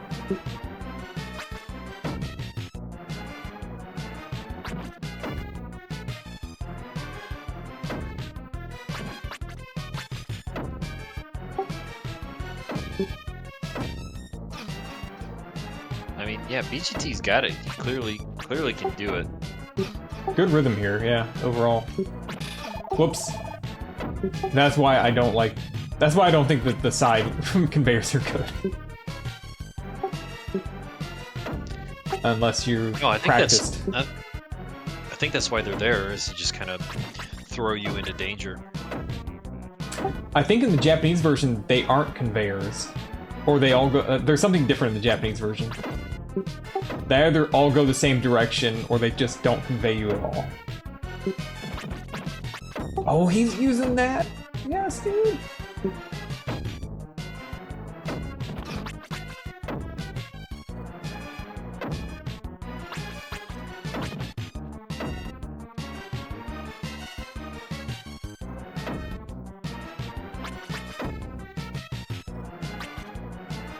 Joshy's walking. Is he walking to go talk to the deer? I guess? Does he think, like, this is it? This is the entire Woodstin Trio?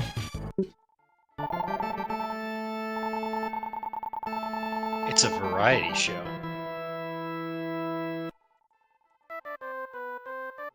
He's like, am I done? Did I do it? I was gonna say, yeah, I don't know. At this point in the race, I don't know. We could consider that a win, to be honest.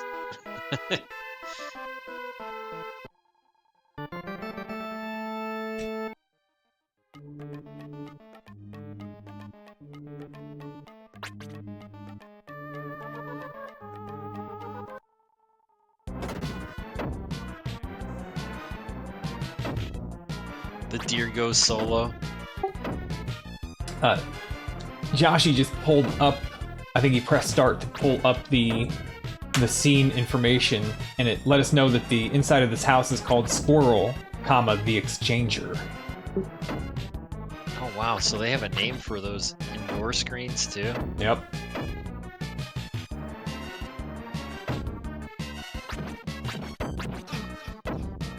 Exchange the delicious seeds for a sword. Seems like a good trade. Each T's got a good rhythm going. He's done a good damage ratio. More than a quarter through its health.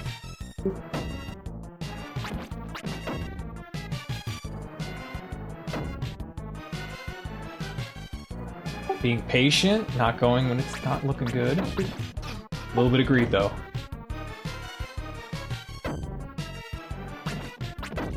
You still got the herb.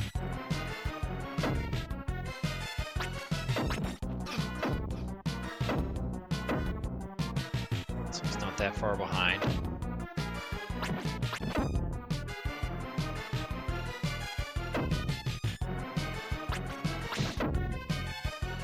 Starting to smell like pork in here.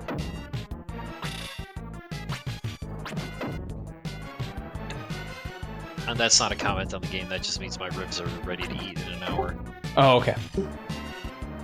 It's like, are we making a police joke? What are we doing?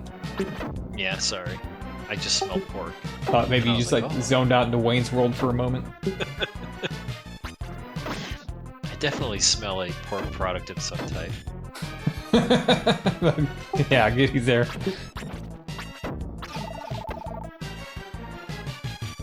Oh, I didn't even read that. I just said that. If there's one thing Armageddon Time's good for, it's movie quotes.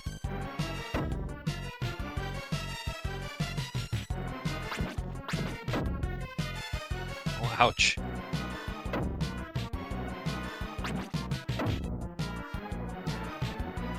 Getting heckled in chat. Dick Shake doesn't even know the praise that I gave him earlier. Come on, BGT, you can do this. What'd you say? You said Big Shake looks really good in sweatpants?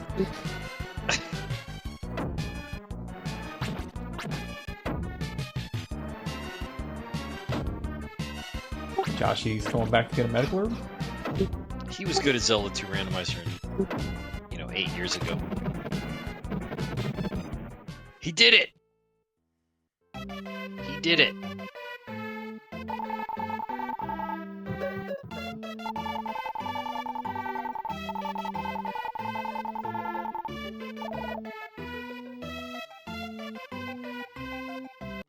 Very nice. Finally! Oh, that's what he's doing. He thinks he could kill him with the Psycho Sword, but he can only stun them. Oh. This is funny. Okay, time to leave. Let's see how long will BGT take to realize how to move from area to next. Yeah. The same thing where he goes into the crossroads and he's like, which one even leaves here? I don't remember. Yep.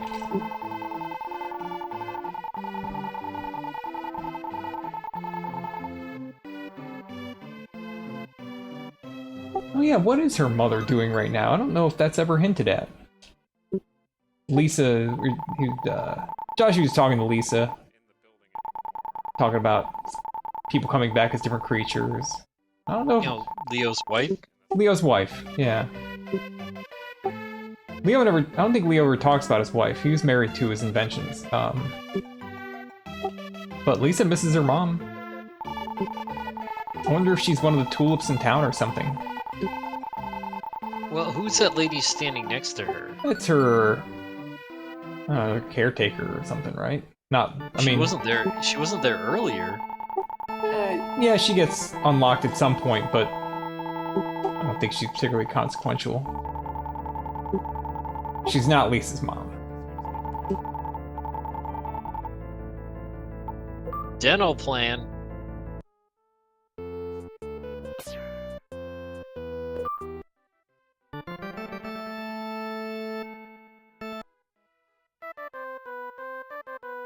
That's the episode of The Simpsons where they give up their health insurance policy for a keg of beer.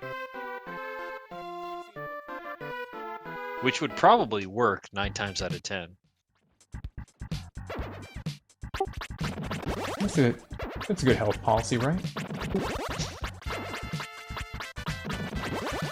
Like, well, we could renew your health insurance, or would you like this keg of beer?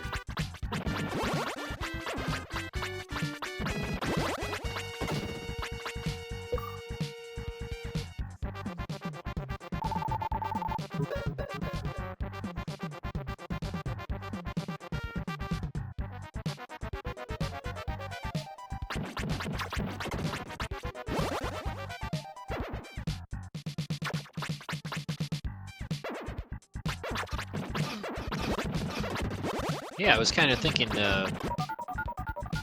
when you mentioned the time constraints, I didn't know if they would stay the course, but looks like we're doing it. We did start late anyway, so I don't know. I don't know the official run time here. Well, I mean, when you gotta go, you gotta go. That's true.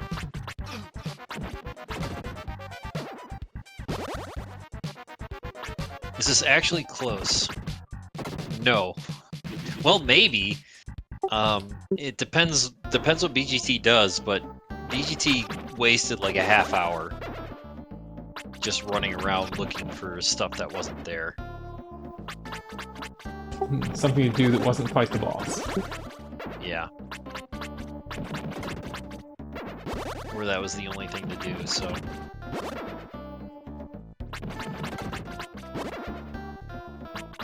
Should have made a tracker.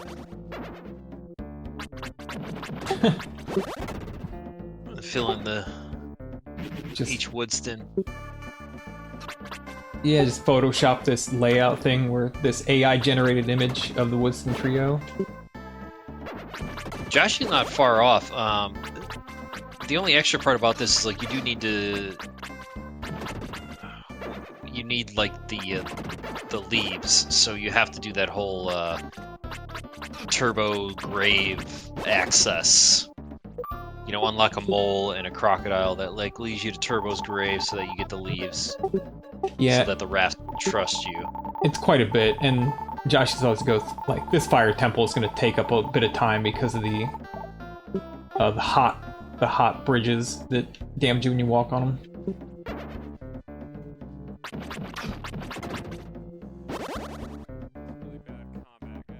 Oh yeah, he's getting close to Woodstin too.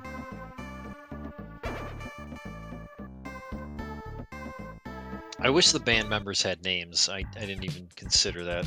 Oh. Let's call them Deary, Squirrely, and Doggy.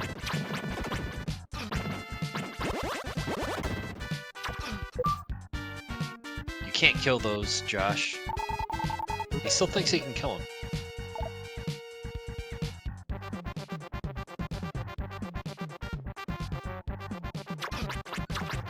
Got all the lizards here. Kazakh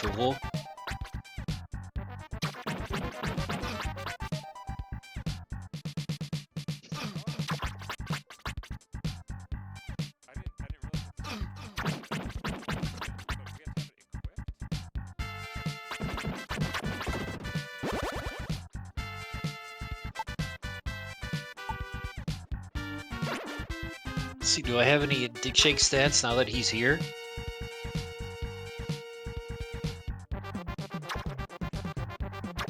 I think I've gone through pretty much all of them.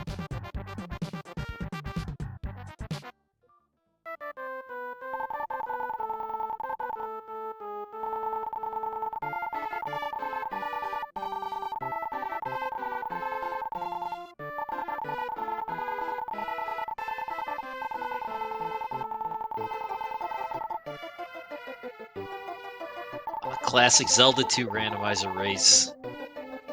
Who got in first place? It was Dig Shake. Second place, Jackamus. There's a lot of them like that. Third, Link 7. Fourth, Angry Larry. Fifth, King Doll.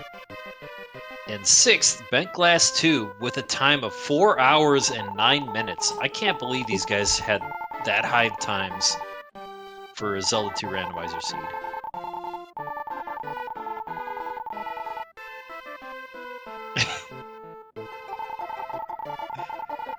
Four hours is a good time. It must have been his first try. But Dig Shake, on one of these past ones I looked at, Joshy has a time of 5 hours and 7 minutes.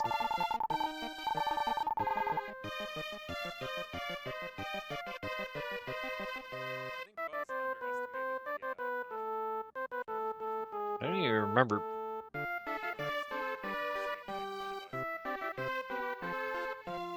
We didn't really do 4 hour long seeds when me and Larry were learning it. It couldn't have been 4 hours, really.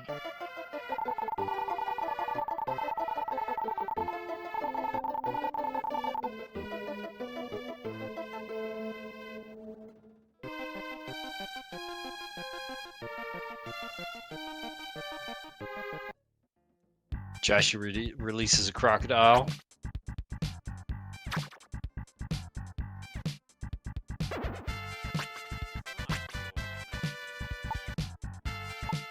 See, this is a really good screen for the pause to let you know how many layers are remaining. And Yeah. I completely forgot about that feature when I was racing Euro, and I think I spent a good amount of time just wandering around this to see if there was any stragglers.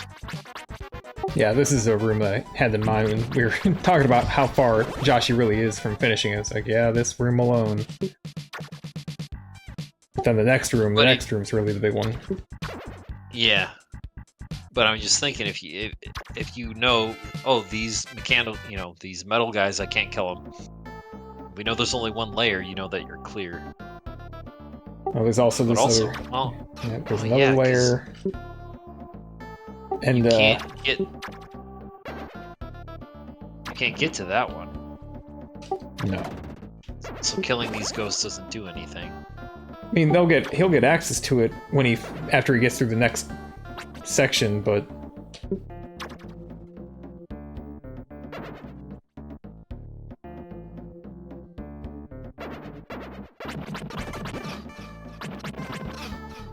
oof. HT does not take them down fast enough to outrace the damage.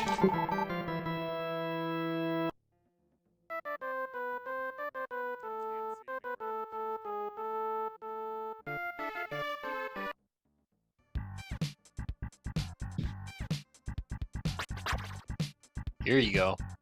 We're getting close to Woodstin too. Yep.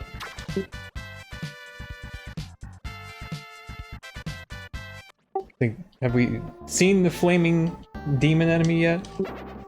Yeah, I think that was the first time. The Magmars. Oh, Joshy F, BGT, finding the sweet spot there. Here we go.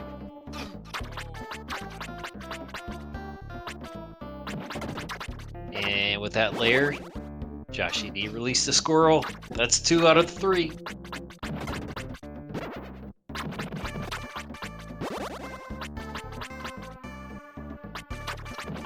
Gotta find that dog. Dog? Yeah. Where is the dog?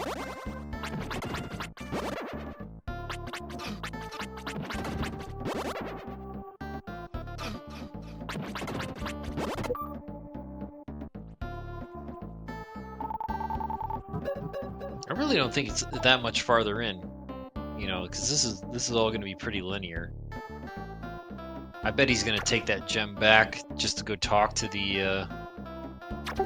He's not even talking to it. Oh no, okay. Just don't hit go back. The light arrow magic is awesome. Stay. Oh, no. It's a big walk back there. But he did have. Maybe this one's designed that you can talk to the other. Oh, they do have names. This is Billy. Yeah, okay. Or the deer said. Did the deer say its name? gonna remember.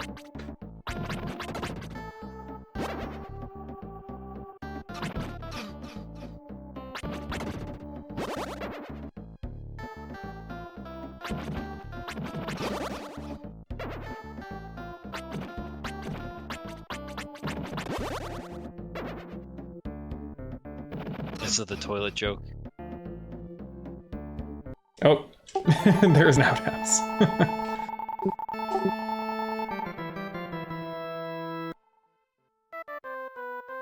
Oh, I can smell armor. Something strange.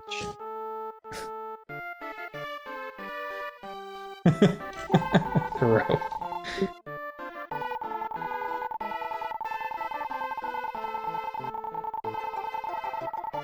Oh! Said they were gonna eat him.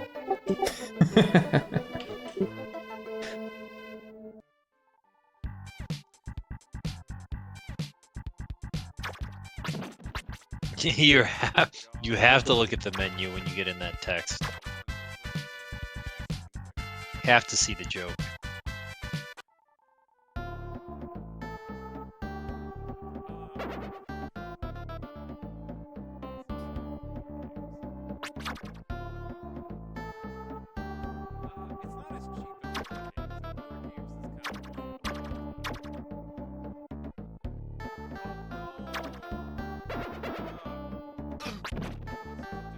Alright, so looking at the menu, Josh D looking at the menu is the same as the crab walk thing. He's just gonna keep doing it. Multiple times. Crab walk guy act 2. Oh god. Got around the mole. Well, there's nothing to do over there yet, though. Oh, mole got him again.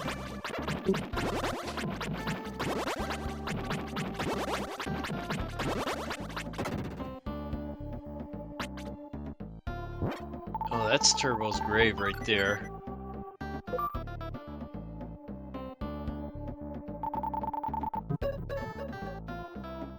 Oh, here we go. Talk to the tree. Oh, he got caught by the squirrel again. Okay. There he goes. Now he got the tree. The tree dream.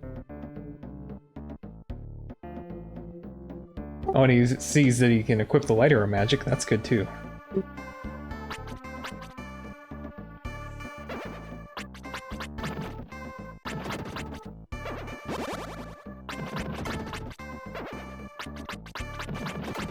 Even though I am only a stump in real life, I often dream. Oh, he's got to go back in. He's got to go back in. Oh, he didn't go to the right. If he just went to the right, there's a switch there and he can get the armor that he wanted.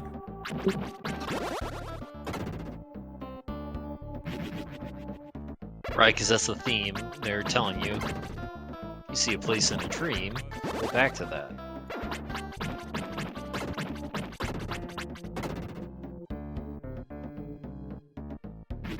Clearly important.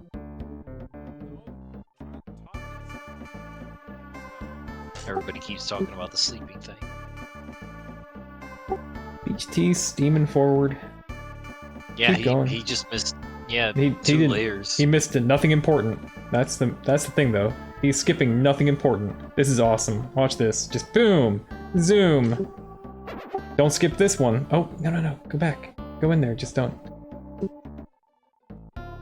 Ah, Shrine 5. He's skipping. No, don't skip this one.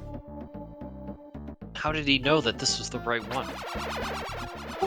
He's just that good.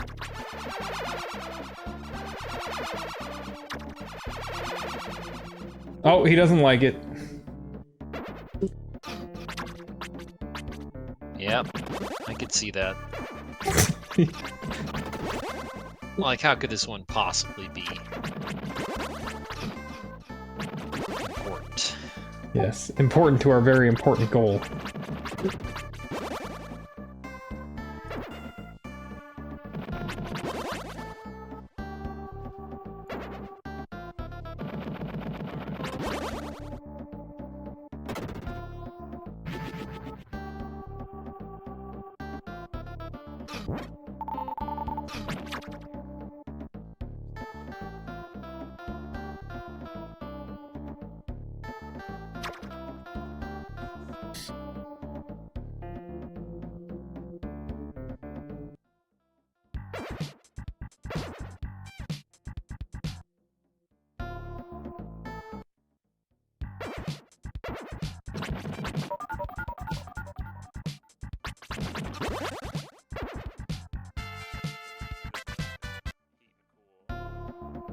Yeah, I was trying to find a race that had all of us a part of it, but I don't know if that ever existed. Just found a couple of them with 3 of us, but not with 4. Joshy just didn't race that much.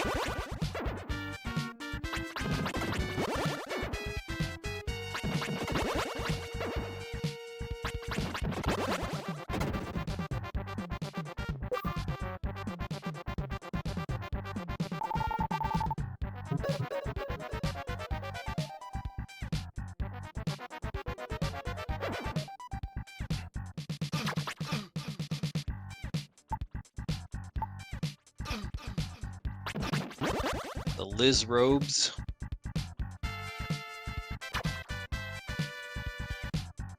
There's another one of the annoying enemies because they go random directions and they have a lot of invulnerability.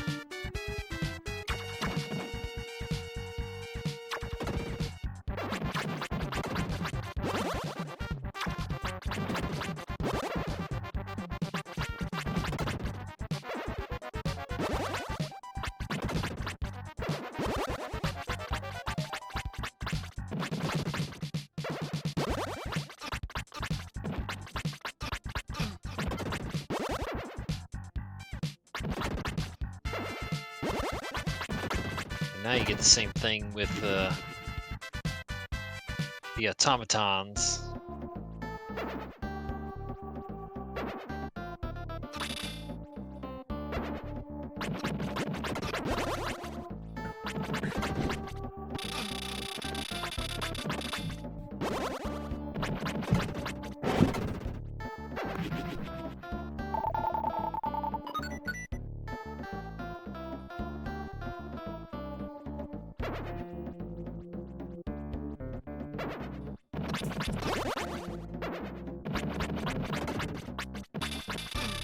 Right, more fire.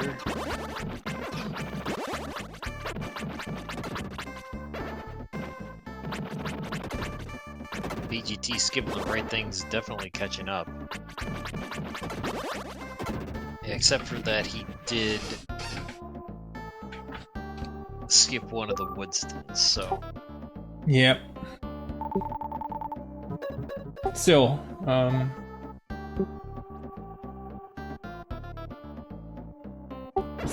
just if he keeps just cruising forward and just doing the essential game as fast as he can.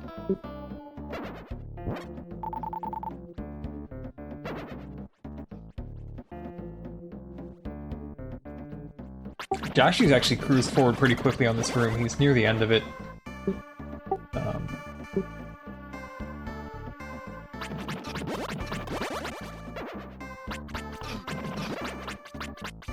The mole. So there's so many of the moles and crocodile down there, it's hard to know which ones are important. So few of these things are actually important.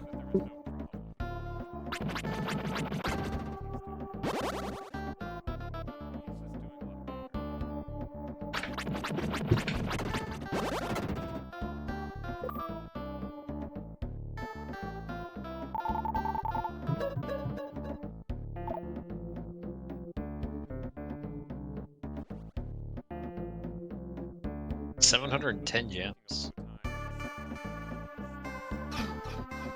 Oh, that's clearly the robot scorpion lair. That's a nice little waste of time staircase right there. It's gotta get back to the top. Uh-oh.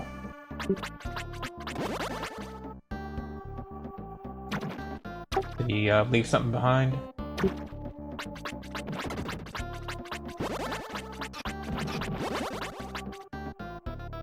Oh, he probably did not go up this yet. That probably explained why he went so fast through this part.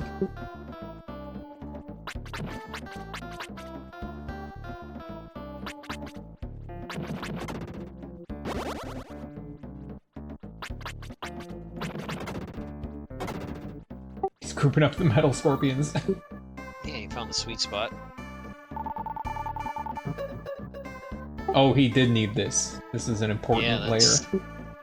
Yeah, that's the important bird.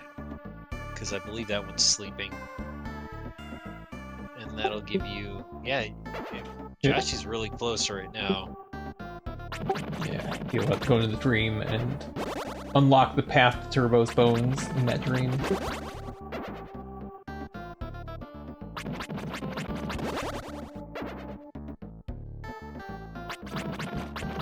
However, Joshi does not want to backtrack too far. If he just goes a little bit forward, he'll create a shortcut path through all this area.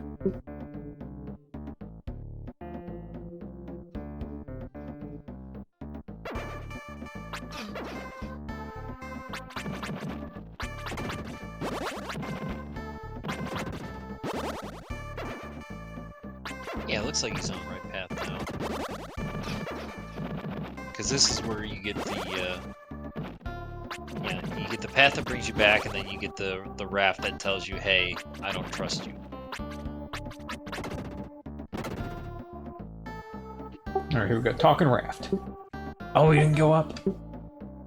He wants to check out some other stuff first. He thinks he can just go forward, probably, and he's about to get the bad news.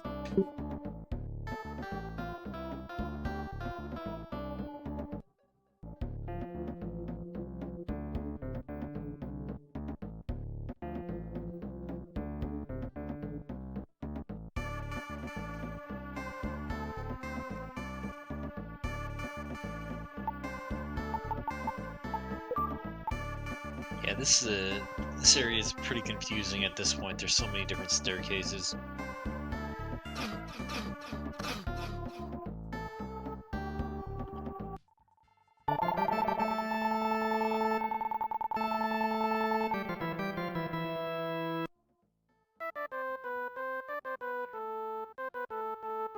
That one's a dead end, so the other one's going to bring you back to Greenwood. Because that's the short path he just unlocked, so I'm guessing down the stair. Maybe? Here we go. No, we're back here now. Beach T running into the... he's just got to walk down. Down in the upper screen. From the bridge you unlock, there we go. The music stops, the stinger. You. I'm gonna eat you.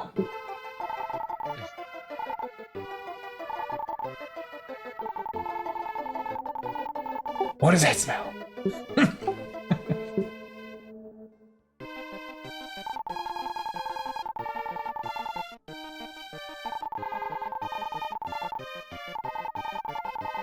I can see the Beach T is just playing with his D-pad a lot. You can see the orbital while he's talking is just wiggling all over the place. He's just mashing around on that D-pad for fun. Josh has the shortcut there if he goes to the right, but yeah, I'm pretty sure it's right down here. Okay, good. He remembered. Do a quick save.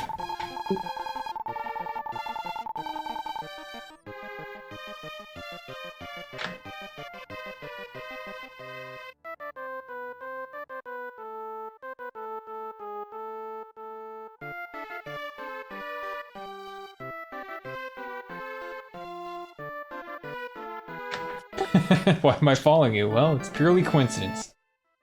Purely coincidence.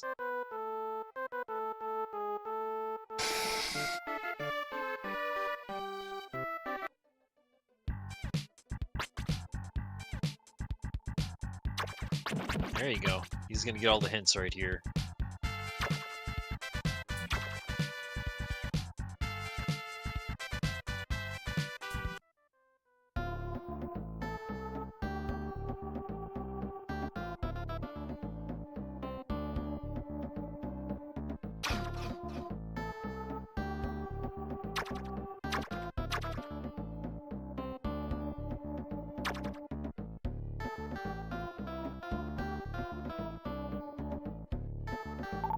Back to the grave. The sleeping bird. This is the key. Oh, he even has the dream rod ready.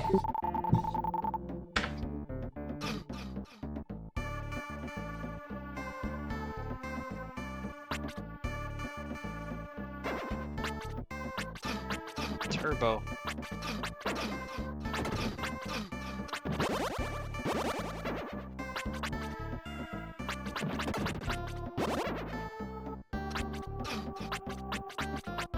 Turbo wave.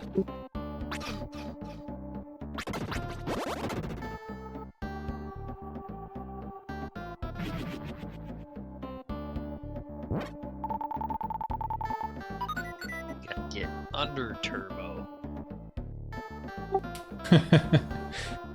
Give him a minute here. He's where was I just a moment ago?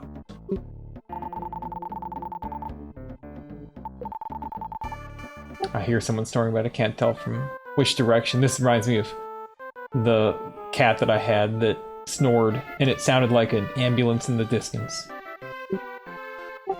And it took me a while to figure out that it was the cat snoring. Like, what the hell is that sound? Why are ambulances just going all day? Because we lived like, you know, half mile from a fire station, so it sound like that all the time anyway.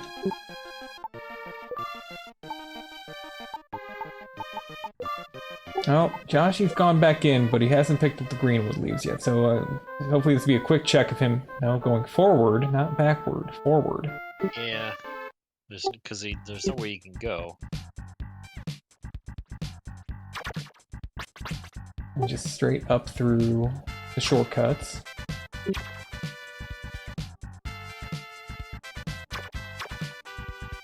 he's gonna. So he thinks he has the leaves now, maybe? He hasn't put it together. He needs to get... You cannot prove. Greenwood, but not tried.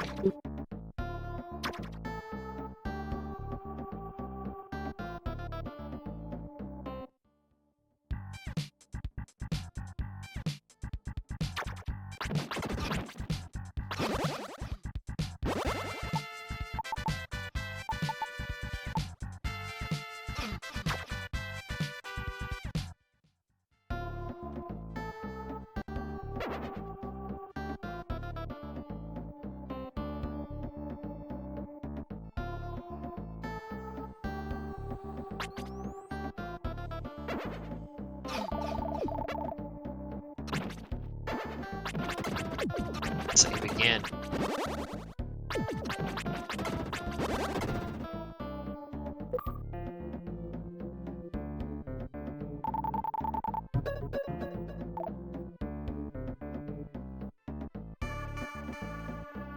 Just go in the mole hole, right there. Boom, right in the mole hole. Right off the crocodile's nose.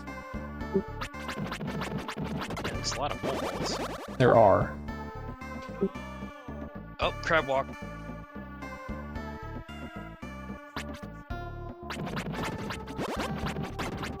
Okay, it's like the fourth or fifth time he's talked to the dog about the dinner, and he's gonna get scared again.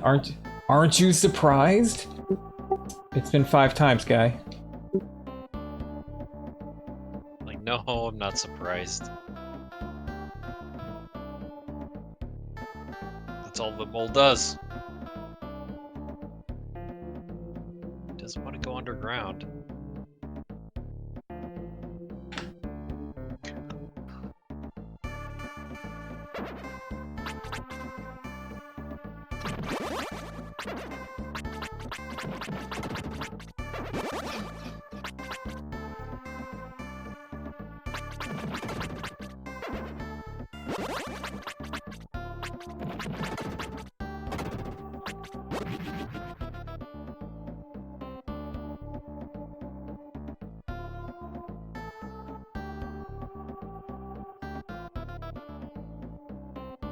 Seemingly checking everywhere except for those holes.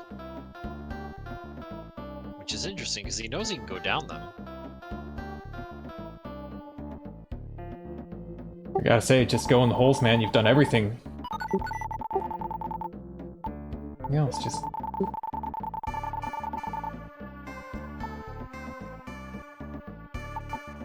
You dug up some dog bones to the bottom right. It's another clue. That's a big clue. Of course, it's not a great clue either, because it's a little bit misleading. to get to the down and right, you have to go right and up, and then right, and then a hole, and then down. And, you know...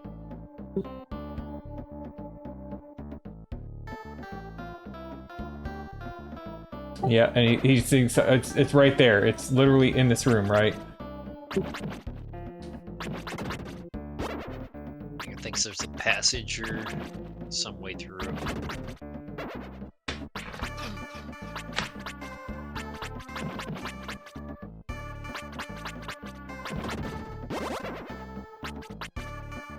Look at that, bones. There are bones over there!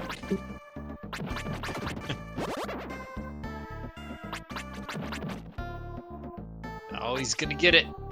Oh, let's go, Joshy. Here we go. Alright. Everything's in place here. You just gotta go through the motions. Only 2 more layers. He's using the shortcut? Yeah, he remembers where the shortcut is. He remembers the path.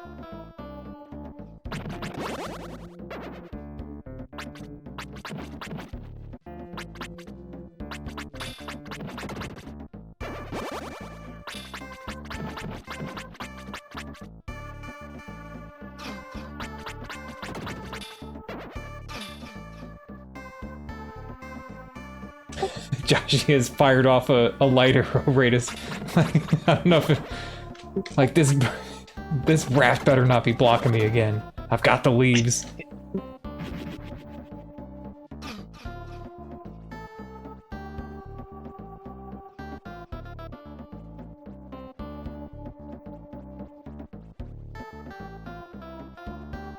Posing the Mudman. And then that next raft will take him to the final layer. And he knows the path now, so he's just gonna beeline it right back. I wouldn't expect Joshy to do something like intentionally death abuse right after clearing the layer. But absolutely something you could do. Oh yeah, that would be the play. I haven't even considered, like, speed running to the Woodstin Trio, even though I've tried on multiple occasions to learn the speed run for this game, but just lost interest, like, right away. Yeah, it seems pretty tedious. Well, the speed run's only like an hour and a half long. There's just what is tedious is learning what all you skip and which things are actually necessary. That's the part that takes time. All right, he's got a dog. Billy's gang is now complete. He's going back. He could actually have gone forward, interesting enough. There's a gem up and to the left that will let you go back to Greenwood, but this isn't really going to take much more time in the scheme of things. Yeah, the creators anticipated a Woodstin checkpoint, They did. obviously. I mean, honestly, you're going through this and you finally finish that stage, you're going to go back and check what it's about. They said there's a prize, I think. Yeah, they did. They dangled the prize in front of you. There's a lot of that in this section. Hey, don't walk around here. Got the band back together. Let's see if he can solve the puzzle. Audience of one. Let's go. Alright, watch it! Watch it! Don't walk around here, you're annoying me.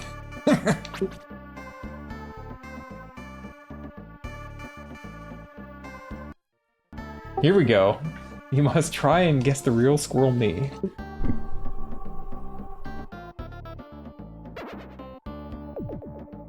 Please talk with whom you think is the real squirrel. Oh, he did it! Right. And that's it. GG.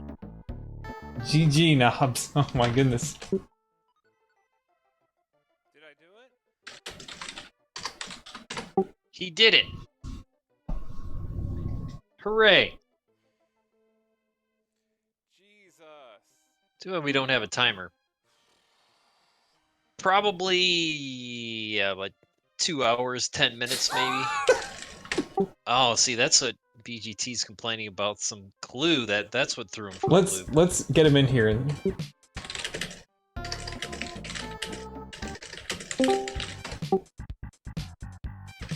Hey, Joshy, how's it going? Hey, are you guys there? Yeah, can you hear us? Yeah, I can. Okay, cool. Well done, Joshy. Nice work. Oh, jeez. So I didn't have breakfast, and Oh no. I'm so hungry. And like it was going much longer than I thought it would. I'm just cursing Buzz the whole time for saying it was a 90-minute race when I'm hungry. In my defense, I put 90 plus minutes. Oh, okay. I mean, it's hard to estimate something that you have no idea what it'll actually be. Sure. Well, I mean, so did I see that this is being raced currently? I thought I saw on one of your guys' channel that that there's been races of this game. Well, Buzz and Uro did a race of it. Oh, okay. GG, Joshy. Oh, thanks. Where did you end up? I'm in the second area. I think I like found one of the Woodstin Trio, but I haven't got the stage back or something. I don't know. Okay. I don't know what's going on. I spent a long time in the first world. Yeah. Because there was like some clue from the tulip asking me if I remembered Lisa's dream, and I absolutely did not remember where Lisa's dream was. But I thought I needed that to fight the boss, because the boss was real strong. So I was just like, oh, there must be something I'm missing. I wandered around the first world for so long. Yeah, I went back and like, so I'm like, oh, this boss is way too strong. Like I'm missing something, and then I couldn't think of anything. So then I died several times. I'm like, well, and then I finally found like if you hold the if you do the crab walk, and it kind of fucks the guy up a lot, and he just starts taking tons of damage. I fought him so slow. Like, I would just bait him to one side and then run up and get like 2 hits in and run away. It was awful. I was like, this can't be right. That's how I did it, but like at least like if you hold the blade out, it does more damage. I did that to like regular enemies, but it didn't occur to me to do that to the boss. Yeah, so I was pretty like it seemed barely doable, and I thought that I was doing it wrong, but I still like, well, this is the only thing I know to do, so I'm just gonna die at this boss a bunch. Yeah, I thought I had to clear everything in the first act, so I was like looking for some way to kill the metal guys. Oh right, yeah. But eventually, I was just like, well, I'll just try this boss and see if I can beat him. It took me like 2 or 3 tries. I don't know, it wasn't too bad, but I was slow.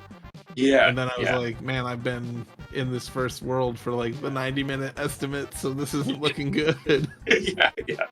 No, it was definitely going. For the most part, I felt like I was always like making some kind of progress, even if it was sort of slow. But it like, I don't know, like I couldn't think of like how is this supposed to be a lot faster? Like I didn't see how like a first-time player would be doing it like twice as fast. You know? Yeah. Once I got to the second world, it was a mess too. Like there's so many ways to go. So yeah, there's too much. It gets way too open. Seemed to have missed something. Yeah. And I just like couldn't keep track of where I was. Everything looks the same. I'm too old for these kinds of games. Like when I was a kid, I loved that stuff, but now I'm just like, oh, what is all this? I do kind of like the game, though. I think it's like, I think if I wasn't racing and if I wasn't hungry and if I wasn't mad at Buzz, I would enjoy it more. I got French fries mid race, so that helps with the hunger. Oh yeah. Commentators, what were you thinking about us? How did you feel we were doing? I was gonna say it's basically what you were talking about. Just the period of time could not figure out what BGT was trying to do. We're just like, go fight the boss, you know? Yeah. Didn't realize that you were looking for, like, assumed what you were saying. Maybe they think they missed something to make it stronger, but yeah, you just need to be more bullheaded and go towards the boss, because both of you guys kind of looked around before you went back. But yeah, especially BGT, probably about a half hour before, like, yeah, got killed by the boss, and then half hour until he went back to it. Yeah, well, Well, like the he's boss like- wrecked me the first time, so I was just like, well, that's some garbage. Like, I'm not ready for that yet. Yeah, I got one hit killed, and I'm like, this is like, and his health bar is so big, and it's like he's so much stronger than anything else you're fighting that it feels like the game is telling you to not fight him. Yeah, I think it's like it's a SNES era thing where like the boss is just hard. Like I haven't played a game like that in a long time. It's just I think it's the layout of that room where those conveyor belts just kind of like put you on top of him, and when he hits you physically, it's just like you get hosed, And you if you really go up just there, need to he keep your like turns invincible, and it's just like whatever. He just That's what- backhands you a that's- bunch of times. Yeah, Yeah, yeah, it's it brutal. turns to stone or metal or whatever, and I was just like, okay, I guess I need a different weapon. The first time I encountered him, I didn't even get a hit in, so I didn't even like know he had a health bar. I was just like, well, okay. You just get one shot and just assume that like I'm not supposed to be here. I should be doing anything else but getting one shot to this guy. Yeah, I guess what- like the 90-minute thing made me think the game wasn't going to be as big as it is. Like, there was a lot to do in the first level, even. Yeah, do you kind of like? Do you like the game? Yeah, I do. I think I just like didn't know what to expect from it. Yeah, me either. Yeah. But I think that like if I wasn't on pressure and was like taking a bit more time and stuff, like it seems fun. And I do like. And it's not like I didn't have fun, like, but it was also like. I think that like because it was going like longer and I just kept feeling more and more pressure. I'm like, what the fuck? It just and also it's blowing through stuff, Yeah, Trying to go the fast. dialogue was amazing too. Like the goat, one of the goats told me he had other things to attend to. Okay. And then the one kid that's like guarding the cave if you talk to him after he lets you in the cave, he's like, I'm tired of hide and seek. I must find something else to do. Like, no kid. Wait, how did you get like in? that. You How gotta did you get get a the pass to get- pass. The kid in the south like hid the pass under the tulip there, and you just gotta push it, which took me a while to figure out. You just like walk into it and then the pass is there. But it was total bullshit because like all that did is let you go in the cave, and then you got this like magic jar that let you preserve your gems through one death, which I completely squandered. So like that was a huge waste of time. Yeah, it's kind of a garbage item at It's that totally point trash. too. Because it's just But like, yeah, you got a weird jar, and I was like, okay. I should apologize for the time estimate. I definitely was Oh, it's under, fine. but it was based on me and Euro racing. I guess was basically the only thing. Like, well, yeah, we did it around that time, so anybody else will also do it around that time, Sure. give or take. Dude, I got so mad that like if you talk to some like long-winded people and you're like mashing through, it's Oh my really God. easy to restart the dialogue, and it's not like a lot of RPGs where they give you the like cliff notes the second time. Yeah, Like I did a lot heard of the retalk. joke about the restaurant so many times. So I found if you're holding a direction, it won't close the dialogue box, and that's what I tried to do. And then like you have to let go of the direction and press B or whatever to close the dialogue box. So then I wouldn't mash through as much. But it was like a very complicated input, not intuitive. Yeah, it's really annoying in a race when like they just tell you like the same joke over and over again. Yeah. Oh, Yeah, we but def- we the definitely- dialogue was great. We definitely talk about it if you guys watch the replay. Yeah, Josh, I'm Josh excited to watch it. Josh learned about that crab walk many times. So many times. Well, 'cause there was a couple of instances where like there's a couple different doors that you could come back into the world from, and I would think that I was in like the right side of the town, and when I was on the left side, so I would talk to who's this guy? And it was, Yeah. Yeah, there's some of the like original Metroid. Everything kind of looks the same, and it's hard to keep oriented. That's interesting. Yeah. I've remarked about how you can kind of get a little bit lost in a way, in a strange kind of way. Yeah. I was very proud of you for resupplying your medical herbs. I was very concerned that if our players did not figure out to resupply their medical herbs, that this could become very painful. I swear, Oh, when I first yeah. got the herb, I was like already low health, and I was like, how the hell do I use this thing? Like, I would like to heal, please. And then I realized it was like a use on death thing. Yeah. The experience point, like the level ups healing you, like saved me so many times. Oh, That was really like clutch. right when I'm about to die. You seem to get a little healing from like releasing spirits or souls, whatever. Yep. I was down to 1 health at one point, and then like I didn't do much, and I saw I had 3 health again, and I was like, cool, that's exciting. I didn't pick up on that. I mean, I was just walking into so many enemies and just like losing health all over the Yeah. place. Like I wasn't really Those bushes that shoot the vine out, like fucking worse. I did not know how to fight them. Nobody knows how to fight those. Just get inside me and be like, oh, okay, there's the corner health bar. Joshy And then just like those, rushed a room full of them. I don't think I made very good use of the magic either. Like, it's I awkward to couldn't use. figure.